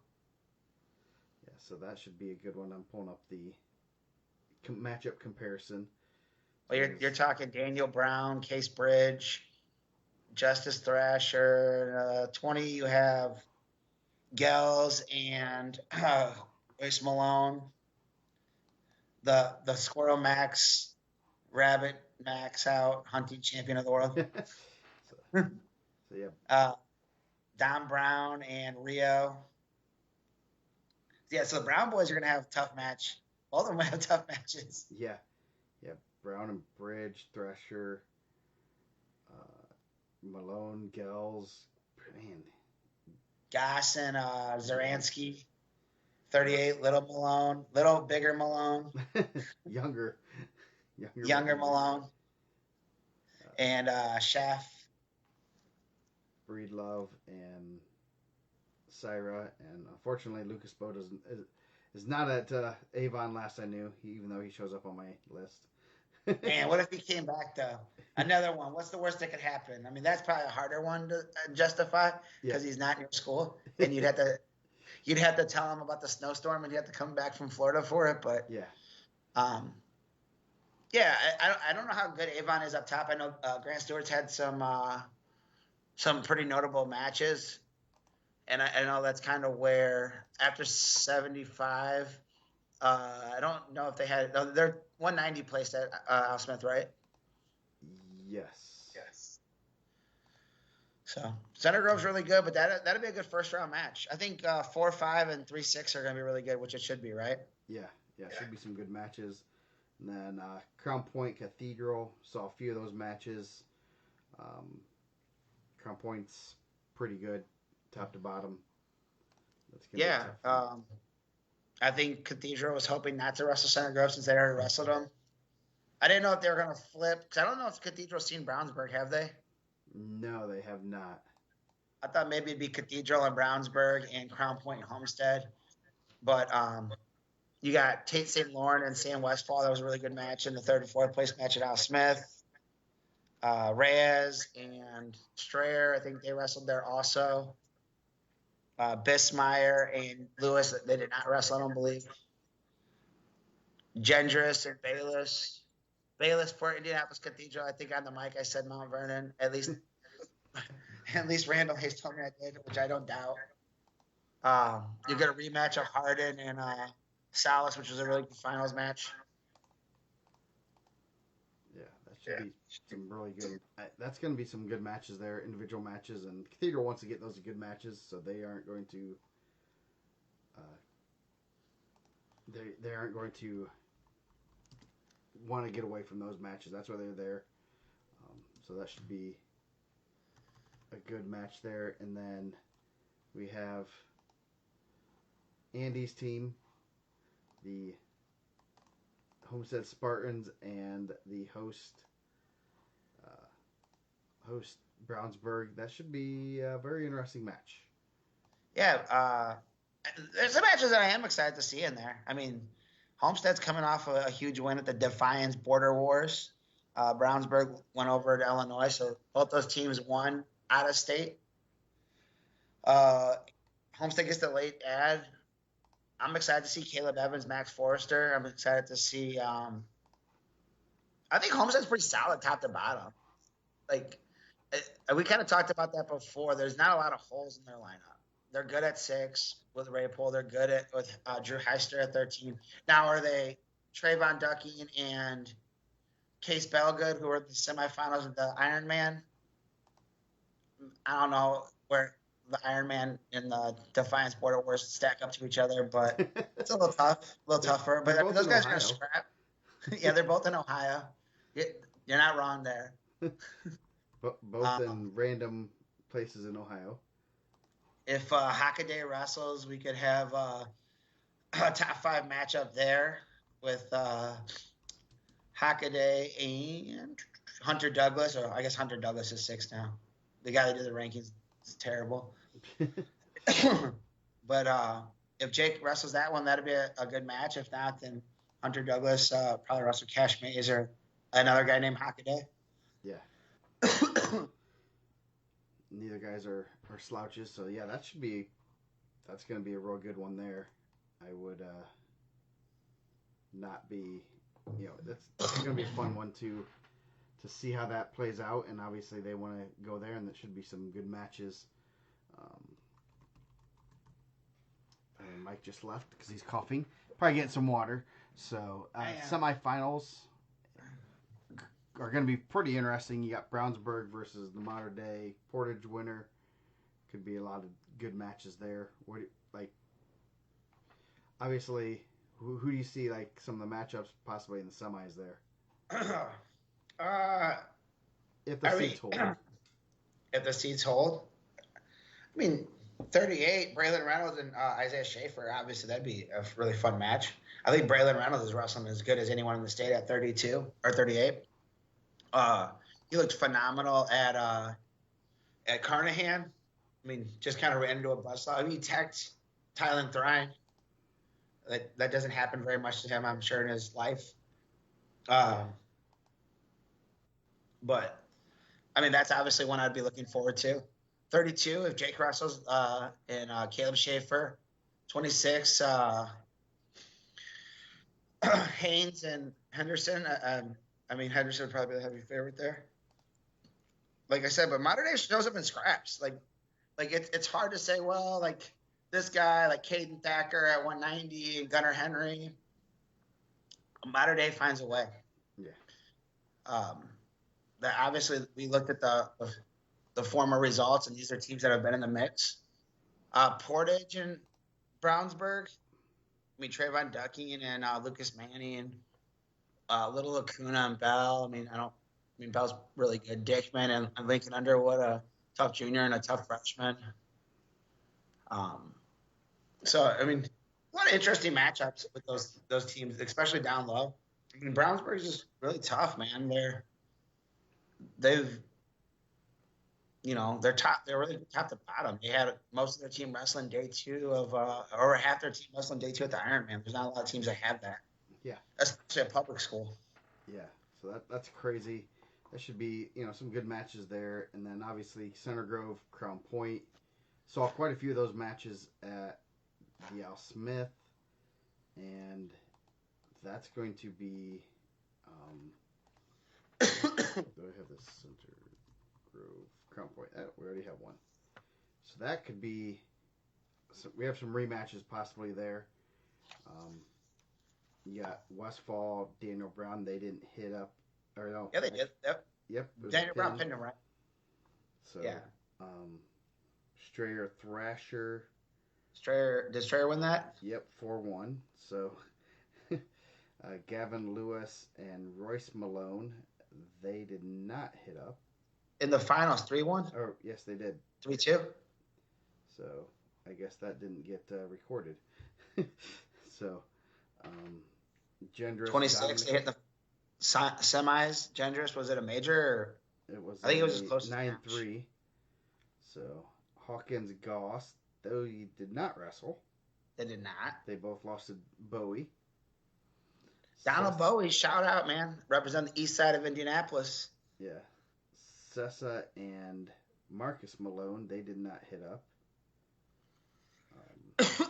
Haney and Hornsby, they did not hit up. But, some good matches early on. Breedlove was in the finals. Baca or Newell. He did beat Baca. Breedlove did beat Baca. Ben Clark side of Stitz. Or Van Tichel, whoever ends up down there. You got Van Tichel and Vanderloo Garten. Van Tichel won 7-5. So, Weems and Calvin Stewart. Salas Jones. Then Reading Flores, and then Simborski. So, yeah, that's going to be some good matches there. Yeah, obviously you got to try to throw out an individual tournament to like the duel. Some of those bonus points might not be bonus points. There's got to be try saving points, and you don't know how they're going to be officiated or whether they're letting guys kind of back up. And I'm not saying that that's what's going to happen, but there's going to be guys' jobs that can be saved to points, and there's going to be guys' jobs that get points. So, yeah, I guess that's the biggest thing that you see in those types of matches that you're going to see the teams that have those kids that hey, my job is to get the bonus points or save the bonus points, and that's huge for those guys, and could be it's going to be key in a lot of those duels. And Mishawaka or Center Grove always wrestles well there, and if they have their full lineup and they're wrestling well, they can maybe reverse a couple of those and end up getting maybe pulling out a couple upsets and seeing how things go.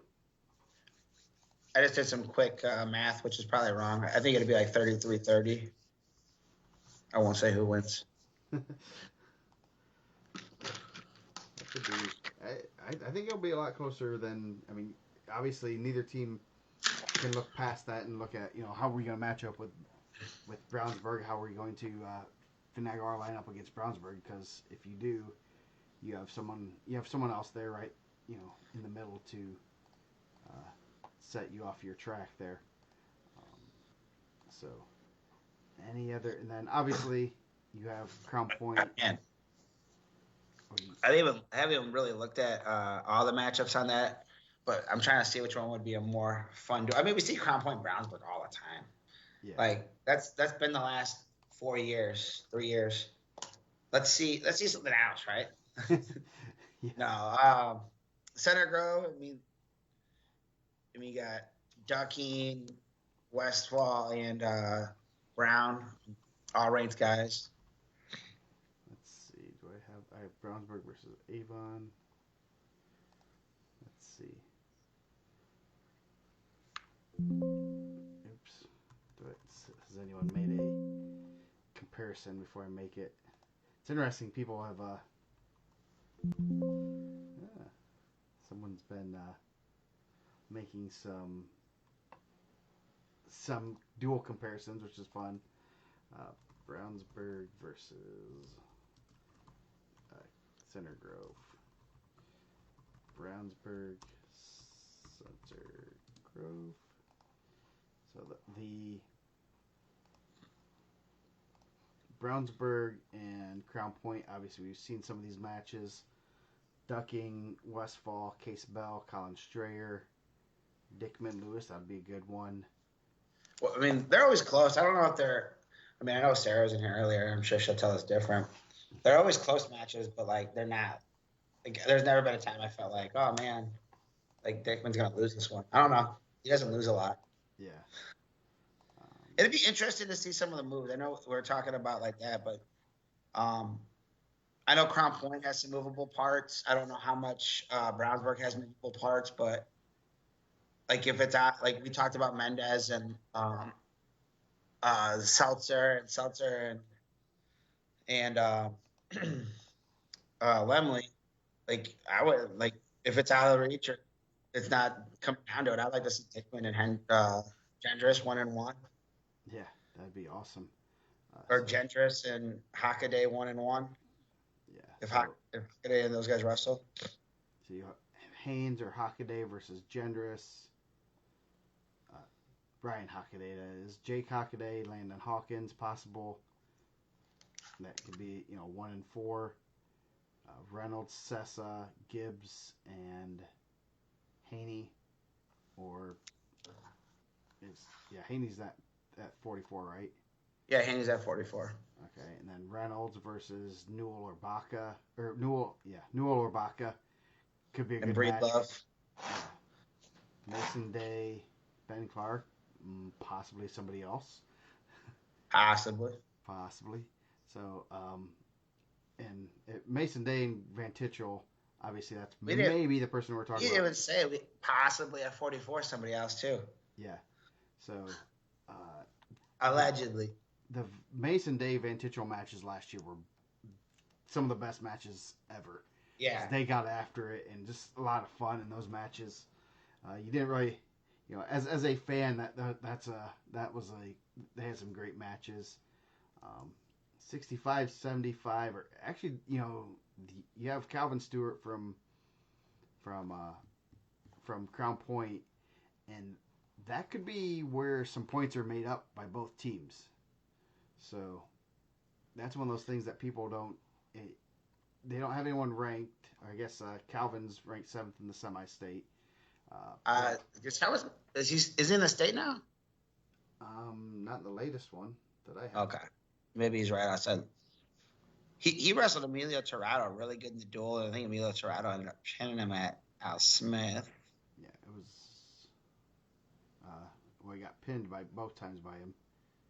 Yeah, the other one he was up 9-2. Oh wow. Yeah, he's outside. Yeah, so definitely a wrestler that can get some wins there. So then you have a Gunnar Henry Caesar Salas match. That could be Henry teched him at IPO. I'm gonna probably say that doesn't happen again, but you never know. Gunner's obviously really good. He's capping off an amazing career. Caesar's gotten a lot better this year. Yeah. Like every time I see him, I feel like he's like gotten better. Like he looked better at not Carnahan, but Ironman. Yeah, I mean he drills the number 1 seed out the bat. That's unfortunate. Russell's back to day 2 as a freshman at 250 or 190, and then I thought he wrestled really well at Carnahan, and some of the results don't look it. I know he tossed the Springboro kid to his back. I thought he was going to end up pinning him. And then the Maris kid was kind of like sneaky good. He almost beat the Springboro kid also.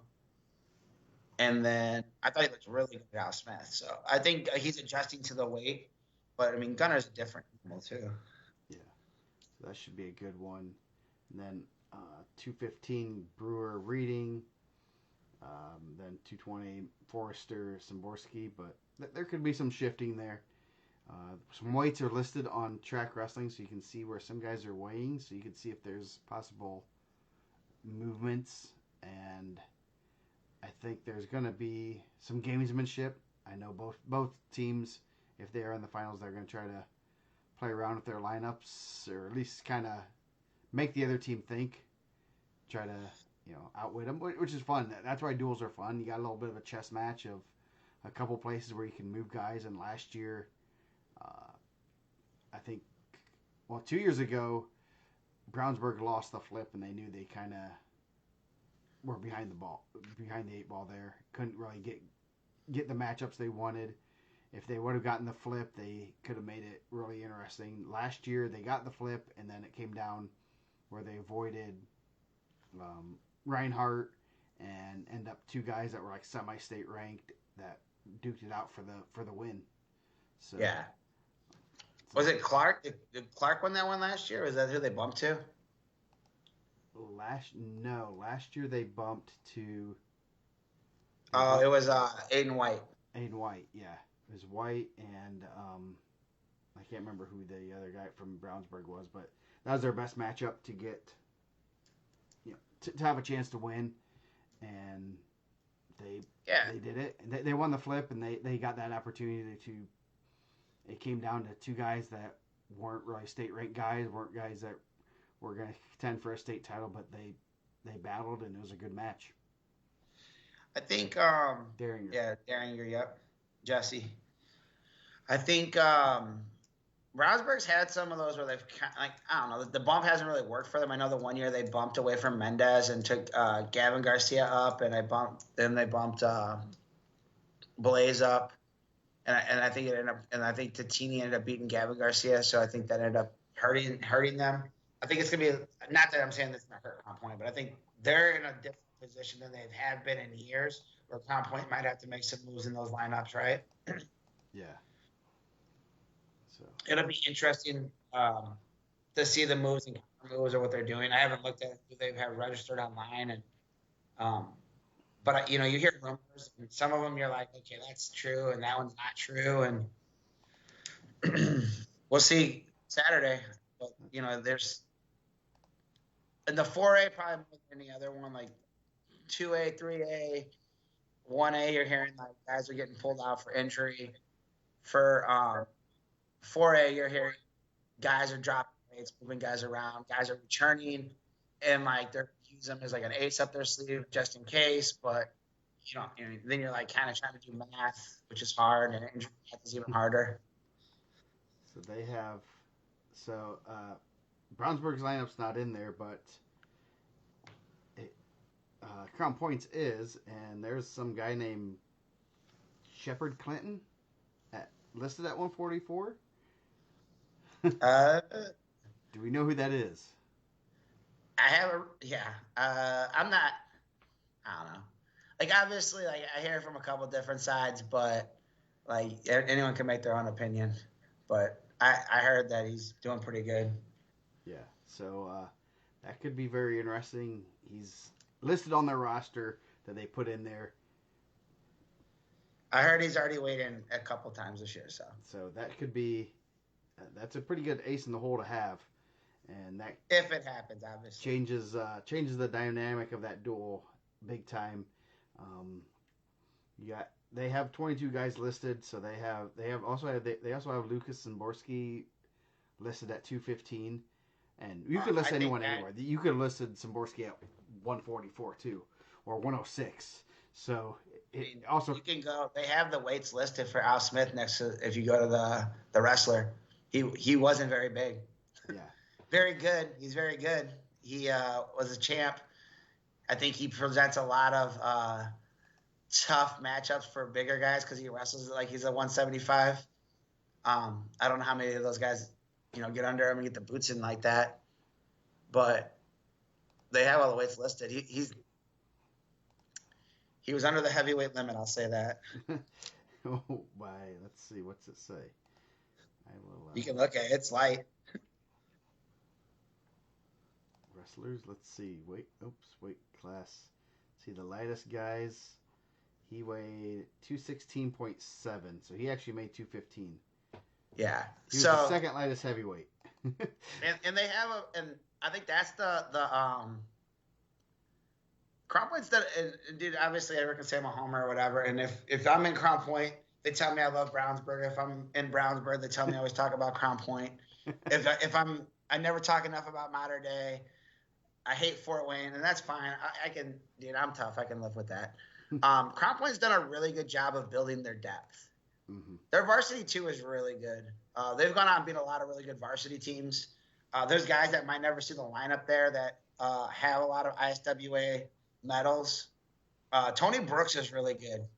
He was in the Bloodline with the Ironman. That's a nice piece to have as a heavyweight. Like, hey, we can move Szymborski to 215 if we need to. We can throw Tony Brooks out there. A guy that won matches in Ohio, probably one of the toughest tournaments in the country, if not the toughest tournament in the country. Yeah. A guy that's, I believe he's a freshman, sophomore champ. He lost to Cam Hazel at 6'5", who was also in the finals of Al Smith. Yeah. I think that's a nice piece to have for those guys. Yeah, and being able to, usually you don't have very many options at the upper weights. You're kind of stuck, and now they have a couple options there. I don't know what. Actually, I was just looking at it. Where'd he go? What did all of their guys weigh? Because could you? Wrong team. Crown Point. No. So that's going to be tough for the other guys. You're wondering if Reading or Salas could go down. They probably can't. No, I think Salas was bigger and Reading was bigger than I thought he was too. Yeah, Salas was 191, Reading was 212. So that's pretty big, hefty cuts. Even if they have the body fat, which I can tell you, Caesar probably doesn't have the body fat. He's pretty lean at 90. Yeah, he's a pretty big, like 15-year-old to 14-year-old. His only, I think he has about one more year at 190 to keep Reading in the lineup next year at 215. Chris Garcia said Brownsburg's deep too. They're deep in some areas. They have some. I think Cashman's pretty good. 44 and down, they're pretty good. Yeah, I think Hockaday's pretty good.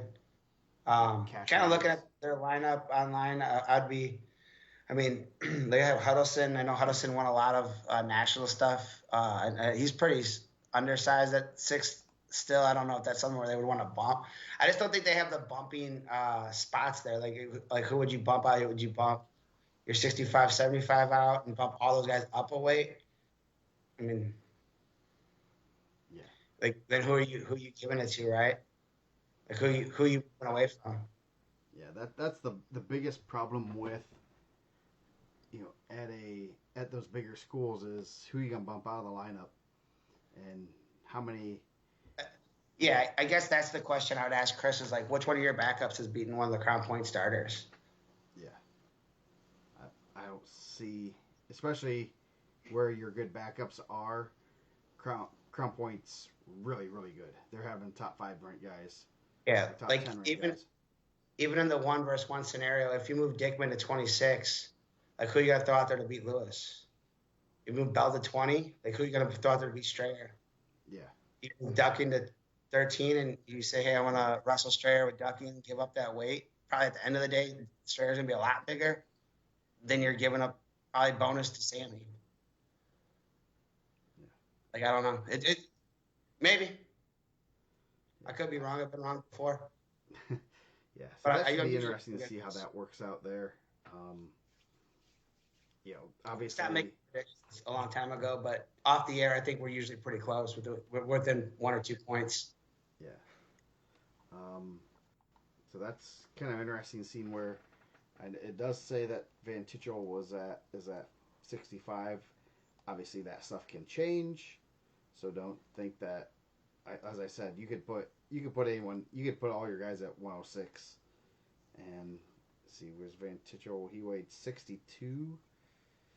That's 3 pounds away from 59. So he's a Yeah. big kid. So that could be one that you kind of can keep your eye out for, possibly dropping.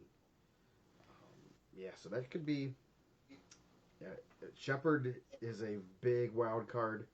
That obviously, if you put him in the lineup there, that changes the dynamic of that duel big time. Yeah. At what point, obviously he's not going to be 100%.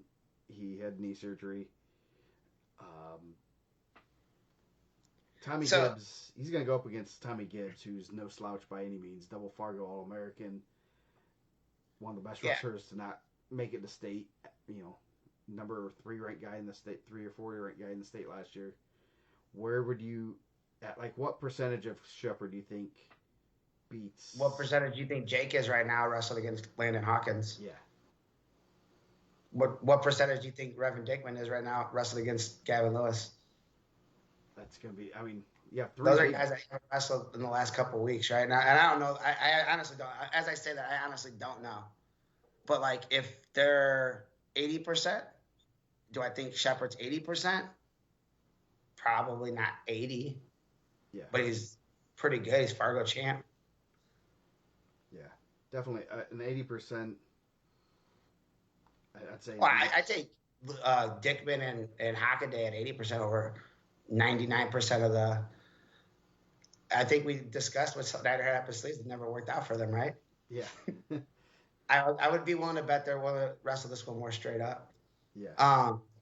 But I mean, that's just my conversations that I've had with some of those guys. But I could be wrong. You probably have different conversations than I have. But I think Dickman and Hockaday at 80% is better than 99% of the state, and I'm giving 1% just in case something weird, freaky happens and they get injured. But I don't know. I can't put a percentage on what Shepard is because I haven't asked the kid directly, but I know he looks like he's moving around pretty well. Yeah. So 80% Shepard is a really good Shepard. I'll take an 80. He's probably he's a favorite to win state at 80% or one. Yeah. Yeah. I mean, Hybert's pretty good. Yeah, I mean, that'd be Hybert and at him. 80%. It'd be hard to beat him at 80%. Yeah. But I mean, I like I said, like at 80%, I'd probably take him over 95% of the state too. Yeah. Like he's pretty good. So those are 3 big question marks that could affect that duel. Yeah. And the duels like this always are going to come down to bonus points and who's going to get more bonus points, right? Like and that's kind of what it's come down to the last couple of years. Like who's going to be able to get falls? I mean, I really don't have it in front of me, so I'm not saying that. But like the years that Brownsburg won, they had guys that got bonus points, right? Yeah. Like Brayton Lee was a bonus point machine. Nathan Walton got a ton of falls. Mm-hmm. Like he was chin whip city and everybody to sticks.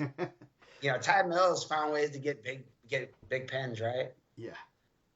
When those guys were in that pocket right there, and then the guys around him, the Mulkeys and the all those guys ended up being guys that were getting a lot of bonus points. So it's going to come down to bonus points in those matches. I mean, Goodwin was a bonus point guy. Jesse Mendez obviously got a lot of bonus points for them. Sammy Going got a lot of bonus points. So I don't know who the bonus point guys are now for all of those teams because I think, it just depends where positions you're in. I think Case Bell's a guy that could get a lot of bonus points. Obviously, Jake. Braylon Reynolds is, like I said, wrestling as good as anyone in the state. I watched him tech, Highland Thrine, beat Donovan Allen. Tommy Gibbs beat Donovan Allen this past weekend. Yeah. Dickman's usually a bonus point machine, but he also has the number 2 guy in the state. Yeah, and part of that is that's a guy I'm always thinking that's going to get bonus points for them in 95% of the matches, but then you have a Gavin Lewis who's pretty good. And I don't know, you have a Gavin Lewis that's pretty good, and he's not necessarily opening up to give a guy like Dickman an opportunity to get bonus points either, right? Yeah. Like, and I think that's like one of the hard parts of that is not only do you have someone that's pretty good, but also someone that's not giving you opportunities to get in the position that you're probably the best at. Yeah, and that's one of those things that I'm like, I'd say that I'm just gonna look at the rankings at 120. Dickman probably puts One, two, bonus. three, top three, right? Yeah. Dickman probably puts bonus on. Oh, he didn't wrestle Gels. Probably anyone. I mean, anyone 10 on down, if not a little bit higher than that. He puts bonus on, and it might be top. I mean, 5th is Meyer. Anyone that's from 5 to 40 that chooses down, he's putting bonus on. Yeah. If you have a coach that's an automatic down guy, you're going to get bonuses put on you. Guaranteed. Yeah. Now, if you're a coach that's like, hey, I've seen this guy wrestle, he's pretty good in the top position, it's probably a little bit harder. He's going to have to get some more takedowns. He's going to have to get on top. But, like, there's still coaches out there that are like, oh, it's a close match. You need to get your one here. He's probably going to go up about 14 on you, especially with 4-point near falls. So, yeah, you got Lewis, Malone, Bollinger, Cam Meyer. Those are the top 5. So, and then you have Blake Getz. That's pretty tough. You know, he's going to put bonus points on. And that's the kind of the game that you play in those duels that, you know, you put it. Center Grove or Crown Point has someone else there. Maybe, you know, someone like Strayer, who's number 6 in the state, really, really good. But, you know, they have 1-2 at matchups there. So it's going to be fun. It's going to be fun to see if that matches up. You're running out semifinalists at the Ironman at 6, 13, and 20. Yeah. You're running out of finalists at 20. Like, that lost a tight match to a world champ, right? Yeah. He beat a world champ to get to the finals. Pinned. Dominated him. Or majored him. Pinned him the year before. Yeah, I think those are very tough. Like, and obviously, the individual side, if you go out there and you wrestle individually, it's a lot different than going in the team part of it. I don't know if he's open up again. I honestly don't know. He's hard to wrestle. He wins a lot. Yeah. Yes, he wins. That's a key. And he hasn't given up very many points to guys in Indiana.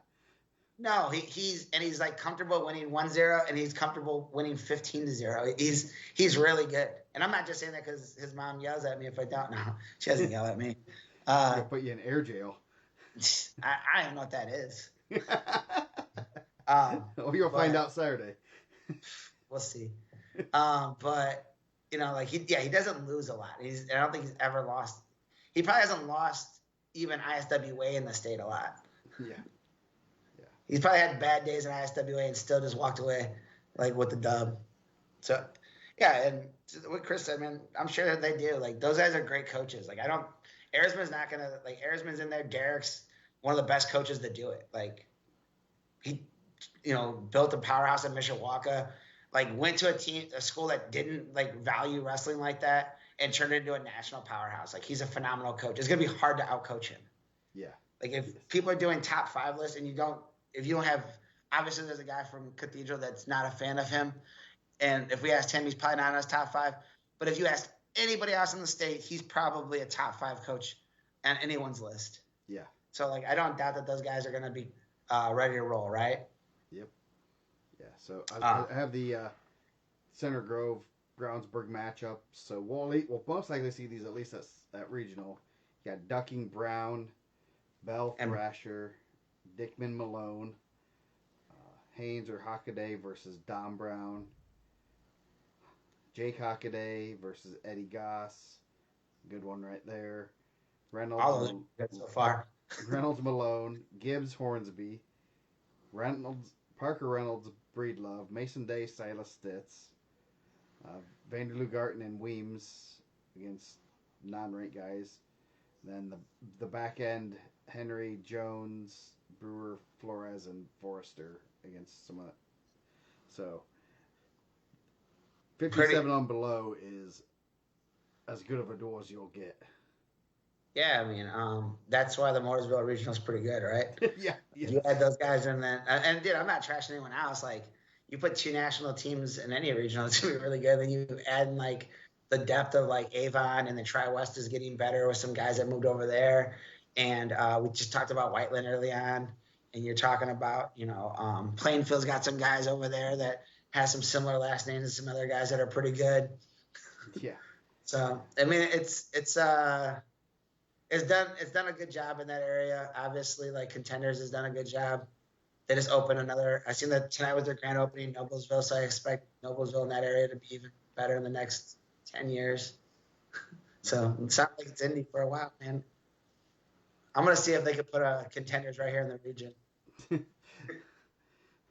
got Howes and Region Wrestling Academy and Bulldog I know, Career. man. But I'm off for America, man. Come in here. I was actually asking someone that today. Like, do you think if Contenders opened like a region, would they be able to compete with like the RWAs and the How and Elite? Like, obviously, those are three, or Midwest, those are the big four over here. But like, but at some point, CIA was the number one, right? Yeah, CIA Like, Northwest. everyone was CIA. Yeah, Like, they kind of turned the table on that now. Now they're the number one. CIA is kind of looking out. Overtime was the number one in our area for a long time. And I mean, Sean Bornett kind of went on to bigger, better things, I guess. But I guess. I guess. But it'd be interesting. I mean, results are results, man. Those guys do a phenomenal job. Yeah. Should be interesting to see how that goes. I'm excited for we need 4A. an academy that keeps guys in Indiana, bro. Yeah. Oh yeah, it's crazy to see some of the academies and the ones that have the longevity and the ones that have fallen off, and it's hard to keep that steam rolling, especially when you lose coaches and they go on to wherever else they're going. And I think one thing with the Contenders is they have continued to add new coaches and good new coaches, and I think that's helped them evolve from where they were 10 years ago, 15 years ago. Yeah, I think that they're in like the learning process of getting better, right? Like that first group of guys, I seen Ryan posted it the other day, like through his garage, and then that first group that went through that were getting really good, and now you're getting guys that are nationally like top 5 ranked guys, and then you go, and now they're going to be looking to get All Americans, right? Like college All. They haven't had a college All American, right? Huckins was close. I do not believe they have. At least I know I can say D1 for sure. There is a website. Yeah, I don't know if they've had a college All American D1 yet. I'm sure they've had other levels, but I mean, that's something that Red Cobra's had, and obviously Regions had pretty significant guys succeed at the next level, and I think this group now will be that group that succeeds, and the group after that might be the guys that are contending for the national championships in college. I see Combest from Columbus East. I think he was more of like probably a Red Cobra guy. They have a lot of those guys go to Red Cobra or Outlaws. I'm trying to see if no one else. Let's see. NAI, Curvin, Calhoun, Gibson, Mulkey, Garcia. Okay, Asa Garcia. Yeah. So he's Chris Kennedy after the thing. Yeah. Yeah, and I think they're like on the precipice of that now with this group, and then I think going forward, I think that next group of kids that'll be the group that'll be competing for national championships and stuff like that at the college level. Yeah. Where, I mean, I guess Region kind of had that coming out the gate, right? With Jason. I mean, obviously he had a pretty good influence. Yeah. Jason, Stefan. I mean, Stefan's world champ. I seen his shoes drop though. I seen Evan Stanley hair black on black. I've seen some videos with him, and I know our friend Mr. Stanley got a pair, so I'm just waiting for. I guess you think a world champ should be able to come to Victory Bay to hand deliver some. I mean, you'd think he'd want to come to Victory Bay, but I guess not. So we'll see. Maybe he'll show up at 4A Team State. East side next for Contenders, man. They're gonna have to fight CIA over there, right? Yeah. That's turf war. Maybe Contenders should go up to Muncie, where Garcia's from. I know. Take them Southside boys. Come on. Yeah. Was it Southside Muncie boys. Palace? You got Cowan. You got all those schools over there. You got Yorktown. You have Delta. Go over to Muncie. You can't be stepping on the Fort and Warrior. Who else is out there? I mean, the Fort. I don't know how close all those guys are. Still, Muncie's about an hour and a half away. Maybe two. Yeah, about an hour and a half away. So you're What do those creeping in guys on go? the territory. Do those guys end up going to like CIA? Is it closer to go to CIA for those guys? For like Muncie? Like the Muncie group, yeah. Um, Because I mean, Shenandoah was out that way, like Newcastle out the way. Those guys were all like CIA guys. yeah, there's a lot of CIA type. I think CIA is probably one. They go probably to Contenders, or I think a lot are CIA though. If I'm not, I know a lot of the the Decatur guys go there. I know Belmont kids, they have some stuff there, so they're kind of in a little area where they can go lots of different directions. I think they might go over to Cathedral too, with Indianapolis needs it, bro. Yeah, Outlaws. I'll say this much: they're probably one of the sneakier, good clubs. They're not out there really trying to, go out there for clout, but they've always had good practice rooms and stuff, and I've heard a lot of good things about the Baileys and them. Baileys are good people. Dude. Grandma Bailey's I've seen the those best, guys though. the last couple of weeks, man. Braden and Logan out there grinding, running teams, and just that's what it takes, man. You see it all the time. Like the guys that are putting the most work are the teams that are going to be doing the best, and I think they've done a good job. Yeah, I think Outlaws doesn't do a lot of big promotion. They kind of just do it kind of word of mouth and kind of low key, and they always put together some good teams and have some really good practices from everything I've seen. So that's kind of one of those ones you don't hear the big hub about, but they've always had good practices and good kids and great coaches. Leidy was an All-American, right? CIA had an All-American and Dylan Leidy. No, he was not. I thought he was. He was. I thought he got like 2020. All-American. I thought they gave those guys All-Americans. Well, they did, but he got the honor of an All-American, but never got it from the wrestling. He was like a top 3 or 4 seed then. I'm giving him the All-American, bro. Come on. Okay. So, anything else we want to talk about?